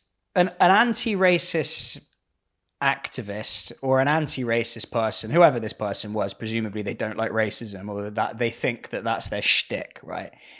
Yeah. They're using an ad hominem attack on a black man and not listening to what he's actually saying in the name of anti-racism. Yeah. It's just, Yeah. again, Matter of fact- it's mental gymnastics. Again, the mental gymnastics are just, they're a sight to behold. And I think the reason I'm interested in the conversation about race is purely for that reason. When I was younger, I was interested in critical thinking and rationalism. And as I get older, I'm just interested in something approaching the truth, and seeing millions of people basically just lie and basically just flaunt all reason and logic. I find it, it's, I think it's important to be zen though, isn't it? You know, I go through stages of finding it annoying, but I must say, like, I've been on a journey since what happened to George Floyd, because around that period of time, I was very emotionally affected by it. And I think you have to find your calm within yourself in order to approach these conversations, don't you? Yeah. And so I'll tell you my approach. Yeah, go on. My approach is, and I've written articles about this on Wrong Speak. And part of it comes from my different jobs. I've always done jobs that revolved around customer service, right? And at one particular job, I dealt with just the general public doing tech support. And you get a crash course in people and how to talk to people. If you want to be good at your job, you have to figure out how to talk to people, how to stay calm. Even if people come in high, how to bring it back down and balance, right? These particular skills you can use for anything. You can use just general communication, and you can learn how to dictate a conversation, or at least to figure out how to have this as a productive conversation. But the key word is conversation. And what I see a lot of times is people want to engage in debates. I don't debate anybody, and I don't talk to anybody in bad faith, even on Twitter. So if someone comes in and disagrees with what I'm saying and has a question or makes their particular point, I may respond to them, right? Why? Because they didn't come in and call me a token and this and that, or you're just chilling, blah, blah, blah. I'm not going to, what's the point of me raising my blood pressure and arguing with this person I'll never meet in my life? I'll block them or mute them or whatever, and just move on or ignore them. But it's the fact that I just don't argue with anybody. I only have good faith conversations, because otherwise it's just a waste of time, and I value my time. So that's usually my suggestion for people. If you want, and there's ways to establish good faith in order to have conversations. But if you see that someone's coming in hot and you're just like, don't even bother. Yeah. Why? But it's not, sometimes those people are coming in politely, and you can already tell that the conversation will be a waste of time. When their opinion, that's the issue. The situation is just so divided that we're practically talking different languages. Even the words racism mean different things to people. Sometimes even when people apply, because a friend actually messaged me earlier and she said, would you consider having a super woke person on your channel? Would you consider having a conversation with a super woke person? And I'm up for talking to anyone, and I have no qualms about speaking to all different types of people. But I do just think it would be a complete waste of time. That's what I would think. Because your starting premise are just worlds apart. You wouldn't even be able to agree on the starting premise. It's like speaking different languages, isn't it? So it would just descend into a bicker over semantics, probably, of what the words even mean that you're talking about. And but it would just be a debate as well. It would be an argument. And if it was a good faith debate, fine. But I don't really think you can have a good faith debate with people on the woke side of things, because the way they reach their conclusions is not based in good faith. Right. So, and here's the other thing, and the reason it goes in this particular direction, you just said a key thing. You said you use the word political. It's not political to them, right? Yeah. To them, it's religious. Yeah. Right. So it'd almost be like asking a Christian, well, why do you believe in God? Well, don't you think it's silly, right? You'd be coming from the aspect of being the atheist in their opinion. As in a Christian, why do they believe in some guy that's in the sky allegedly, right? So that is why the conversation never goes anywhere. If you were having a conversation with I always confuse the two sides in the UK, Labour and conservative. Labour and conservative. Yeah. If you were to have a conversation with someone who's on the Labour side, who strictly about policy, you could have that conversation, right? Because you can argue differences. You're in the same world of being somewhat factual. You're just talking about, will this work, will it not work? That's essentially what political discussion comes down to. They're coming from a perspective of a religious thought, right? Because everything to them has been told to them, dictated to them, and that's it, right? Can't you see that there's white supremacy everywhere, right? It is faith. That's essentially what it is. The belief that there's oppression everywhere, that there's white supremacy everywhere. These are aspects of faith. You know, as a Christian, I can't see Jesus, I can't see God, but I have faith that he is there. I have faith that Jesus is around me. White supremacy is their Jesus. You know, and so you tell them that Jesus isn't really there, they're going to get pretty pissed off. So that is why it would be a waste of time. The other way I kind of put it, and it's not necessarily just the woke, but it could be anybody. All right, I basically have two classifications. You have someone who is an extremist and someone who's not. And what I mean by extremist is not the way that the media uses extremists. What I mean is someone who is unwilling to admit when they might be wrong or to hear another perspective, right? So, you know, when people say, well, why don't you, you know, talk to this particular person? If the American government said, we're going to go to Afghanistan and convert the Taliban, you'd be like, why would you do that? That sounds like a really terrible idea. It would take forever, low results. What would be the purpose of it? Exactly. Because these are people who are in extreme ideology, an extreme mindset, and you don't try to convert extremists out of extremism. Unfortunately, they have to come out of it themselves. They have to see things that don't make sense anymore. They have to get tired of something, you know, because extreme ideologies can only last for so long for most people. So, you know, trying to, you know, for the people listening, trying to convert somebody who is in a rigid ideology or a rigid way of thinking, and it could be on the right, someone who's so rigid, so staunch and whatever, and they're unwilling to be like, yeah, you're right about that, right? Just about one thing, then it's not worth having that conversation. Yeah, I had Calvin Robinson. Do you know Calvin?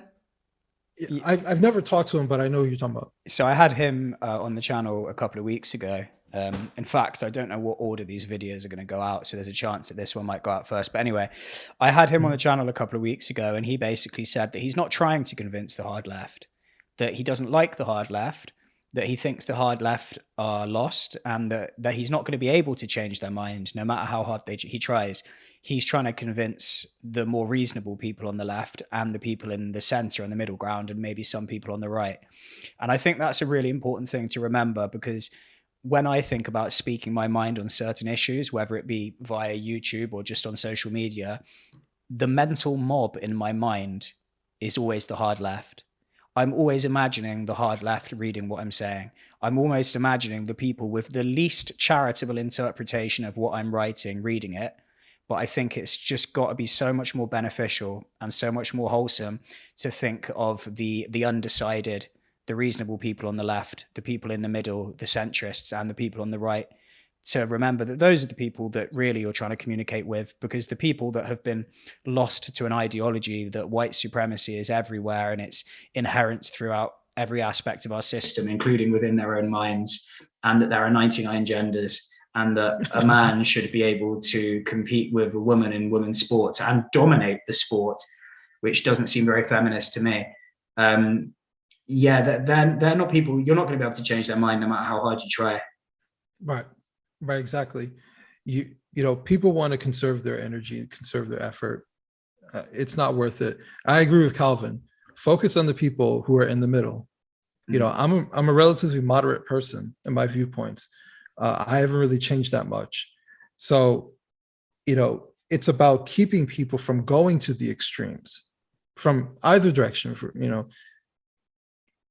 but if you can shower them with optimism, show them how this doesn't make sense, show them that, this way, show them that extremism isn't the way of going, right? And I think optimism is incredibly important to keeping people there. Being too pessimistic will lead people down that tube. So, I tweet a lot about the government and stuff like that, but I try not to go down the conspiratorial route, because that just only contributes to the doom and gloom aspect of it. So, LeBron James. Talk to me about LeBron James. I know you got strong feelings on the guy. Inside of basketball, outside of basketball. Outside of basketball. Outside of you basketball. know what I'm getting at. You know what I'm fishing for here. Yeah. I have feelings about LeBron James in regards to his discussion around race and his so-called advocacy, which he's basically just a media advocate, right? Low effort advocate in regards to what he is talking about. I know he has charities, all wealthy athletes have some sort of charities. So it's not to say that he's not a charitable person or anything like that, but I care more about narratives. When you go in front of the press and say that you never know if a cop is going to wake up one day on the wrong side of the bed and say, I'm going to shoot and kill a black person today, that is like a wild statement for anybody to state to any sort of media member. And he said that, and people were just like, yep. I was like, that's insane. If that was 10 years ago, they would be like, what the hell did he say? And they would have said, LeBron, you got to apologize. That you can't say that. You can't imply that cops are just one bad night of sleep to killing black people. Like, that'd be crazy. That's something that you would hear, that maybe that type of rhetoric in some particular household of an extreme thought. But he said that in public. And he said other things to imply that black people are always in danger. Black people are just being hunted. You can't do anything. The Ahmaud Arbery situation, to fall for, he falls for every narrative, for every initial narrative, he falls for it. To say that Ahmaud Arbery was a jogger, right? He clearly was not a jogger. Was he jogging? Yeah, he was jogging away from people who were chasing him down. Right, because yeah, that's funny, man. But he wasn't a jogger. He wasn't wearing like an Adidas outfit and he's in a headband listening to his headphones. No, he was not a jogger. Okay. And this is not to say that Ahmaud Arbery deserved to die or anything like that. And when I have these particular points of discussion, especially when we talk about like Ahmaud Arbery and George Floyd, I care about the narrative, right? Sure. And this is at no way trying to say these people deserve to die or anything. Even if Ahmaud Arbery was committing crimes, which everything indicates that he was, or at least he was breaking into places, that does not mean that he deserved to die. But the narrative matters, right? Because they're trying to say that if this can happen to him, it can happen to anybody. And my response is no, because I'm not a criminal, right? And so I get frustrated because they conflate Black criminal issues as being a Black issue. The overwhelming people that you see are committing crimes, or actively involved in some sort of crime that revolves in them being shot. The situation in Atlanta with Rayshard Brooks, he was drunk, asleep in his car. You watch the body cam footage. Those are the nicest cops ever. But unfortunately, sorry, buddy, I got to arrest you. You were drunk. And what happens? He fights the cops, right? This wasn't provoked by the police. They said, can you please put your hands behind your back? This is all action taken upon him, physically punching them in the face multiple times. Taking on two cops, taking their taser, right? And wanting to use it against them that results in you being shot, right? This is a level of bad decisions on a multitude of levels. The idea that I am him is utterly offensive, or the idea that the majority of Black men is him is utterly offensive.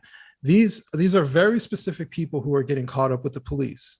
Yeah, and also the idea that if he were any other race, the same thing wouldn't happen to him. I mean, if you're a white dude or an Asian dude drunk asleep in your car, then you're in trouble. They don't give you a pass. Yeah. You don't get a free pass. You don't get a free pass if you're Black, and you don't get a free pass if you're white. If you're drunk driving, you're drunk driving. Yeah, exactly. Especially to the level that he was. Right. Right. Yeah. Yeah. No, I mean, he's literally asleep. I've got this LeBron James quote from your book that you tweeted. We're literally hunted every day / every time we step foot outside the comfort of our homes. Cannot even go for a damn jog, man. Like, what the fuck, man? Are you kidding me? No, man, for real. Are you kidding me? I'm sorry, Ahmed. Rest in paradise. It's like, how many times has LeBron James been hunted? How many times is LeBron every day, every time he steps foot out? I'm really interested to know this kind of psychological understanding of like, when he's writing that tweet, I wonder if he's like aware that he's lying.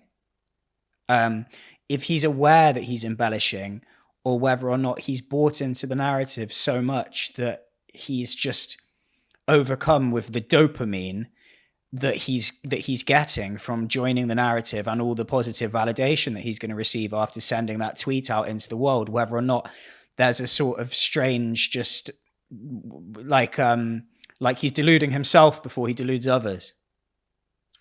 You know, part of me, and I go back and forth, and I think in the book, I kind of took the stand that he knows better. But sometimes I go back and forth and like, maybe he really is, he's like all in. But I just think of like the cognitive dissonance for someone like LeBron to talk about the police in the manner that he does. Right. And this is not me being, I was never a blue, all blue lives matter or anything like that. But I understand the police are necessary. Right. Especially for people who live in dangerous neighborhoods. The police are necessary. Sure. So for LeBron to make these statements about the police, who do you think walks him into stadiums across this country? The police. Right. He must have police around him all the time. All the time. There are, I don't know if you watch NBA games, there are police on the sidelines. Right. He's always around police. Yeah. Right. If someone did something to his mansion, who do you think he's calling? Right. He's calling the police. Oh yeah. So this is not to say that the police are infallible. They never do anything wrong, that there's no police brutality. Of course there is. Right. There are shitty plumbers, there are shitty cops, there are shitty politicians. Right. But it's the fact of the narrative, because he is making a declaration to millions of people that they could just wake up one day and just kill a Black person and get away with it. Right.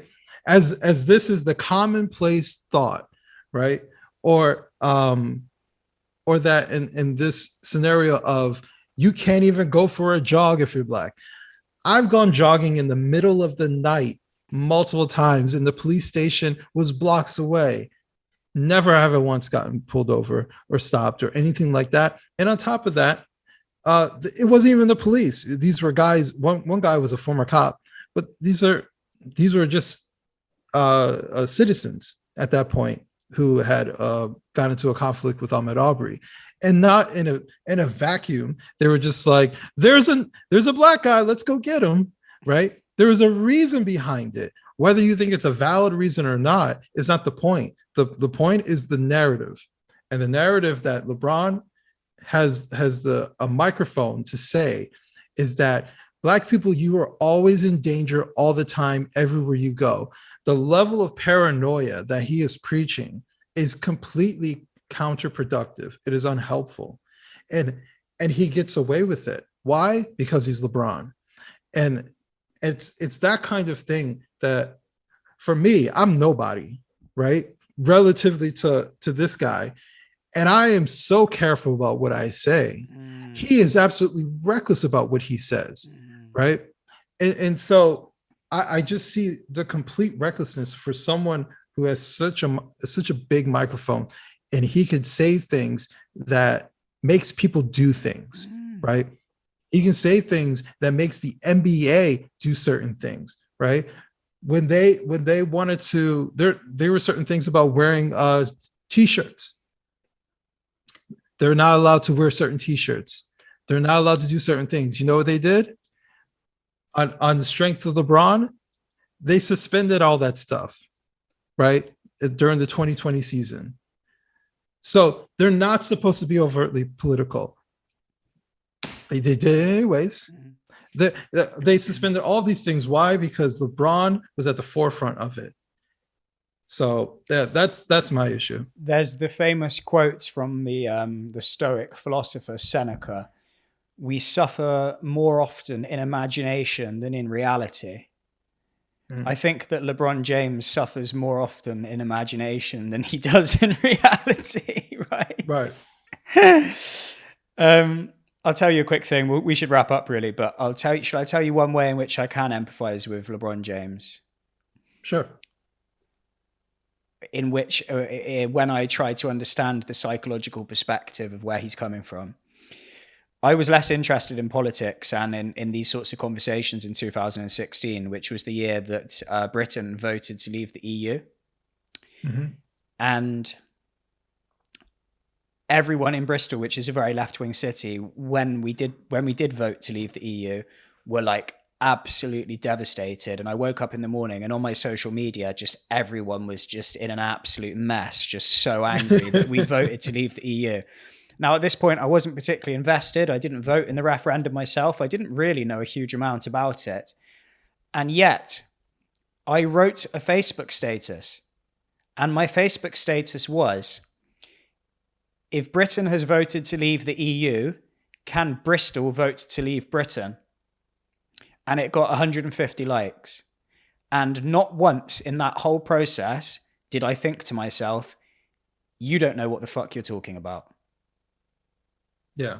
It didn't occur to me at any point during that day that I hadn't voted in the referendum, that I didn't care about it, that I didn't know any information about it, because I was just distracted by the fact that I wrote a witty Facebook status.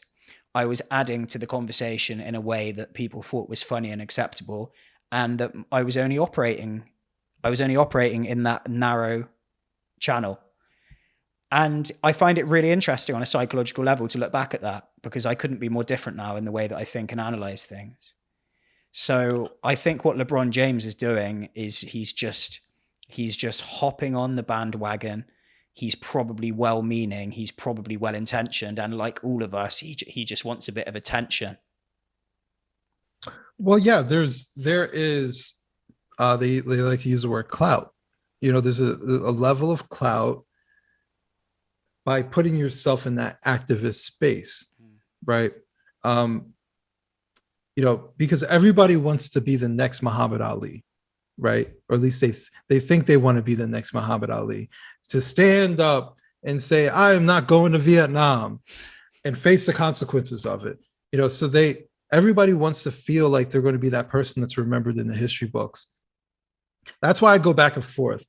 I don't know if he truly believes all this stuff, or if he's getting wrapped up into it, or if he's just plain ignorant about it. But this goes back to the original thing. The ignorant get the microphone when it comes to Black culture. And LeBron is ignorant. You know, we're all ignorant about something. I'm ignorant about being a doctor, right? He's clearly ignorant about the facts about certain social dynamics, and what things are actually happening. Did he grow up in Akron, which is a poor area? Did he grow up poor? Yeah, I'm not taking that away from him. And I'm not saying that the police were the best in Akron or that he didn't experience anything. For LeBron, he was probably protected since he was in his early teens, right? Because he showed ability and he was probably bigger than most kids and everything. So, but this is not to say, like, did he experience stuff? Did he not see things? I'm sure he did, right? What I'm talking about is the greater picture, right? What you experience in Akron, if he experienced certain things, is not what everybody else is experiencing, even in other areas where it's poor, right? And this idea that because you're poor, you're experiencing assaults by the police. The vast majority of people are experiencing assaults by the police are criminals, right? Are there people who get caught up in systems? Are there people who are falsely imprisoned? Absolutely. Are there people who get caught up in the system where a DEA is throwing a deal at them, or they face 5 years if they try to fight it? So they take the deal for 2 years and they lose their job? Yeah, all of these things exist within our system. All of them are unfair, but guess what? That happens to everybody, regardless of race. There's also things that happen in our society where the criminals get let out too soon, right? I bitched and complained about pedophiles getting let out and getting a leniency after assaulting multiple kids because prosecutors just want a quick win and not go to trial. So listen, there's inequities and unfairness. That's life. There is no perfect system, and anybody who tries to sell you on that is a liar and they're a manipulator. So, my thing has always been about narrative. Should people be dying by the hands of the police? Absolutely not. Should people be upset when it happens? Sure, you can be upset, but it's about the narrative and it's about being proportionate. Are you more upset that a criminal who was resisting arrest and fighting with the police got killed by the police than you are about innocent children who get shot in drive-bys, right? Who are assaulted? And these are mainstream stories. Which one do you care about more, right? The innocent or the guilty, right? The people who are adults and who are making conscious decisions to involve the way, or do which one do you care about more? And I just see a lack of proportionality when I look at all these different things. And man, do they want to make criminals into being the biggest victims and ignore the actual victims, the innocent who get caught up in between. Well said. Well said. I've got one question before we go. It's a yes or no question, just a yes or no question. And we can expand on this question if I'm ever lucky enough to have you on the channel again. We can expand on the answer. Should Premier League footballers take the knee before games? Yes or no? No. Stop it. You're not stopping racism. Stop with this symbolic bullshit. Oh. Can I, so you brought it up, one small rant.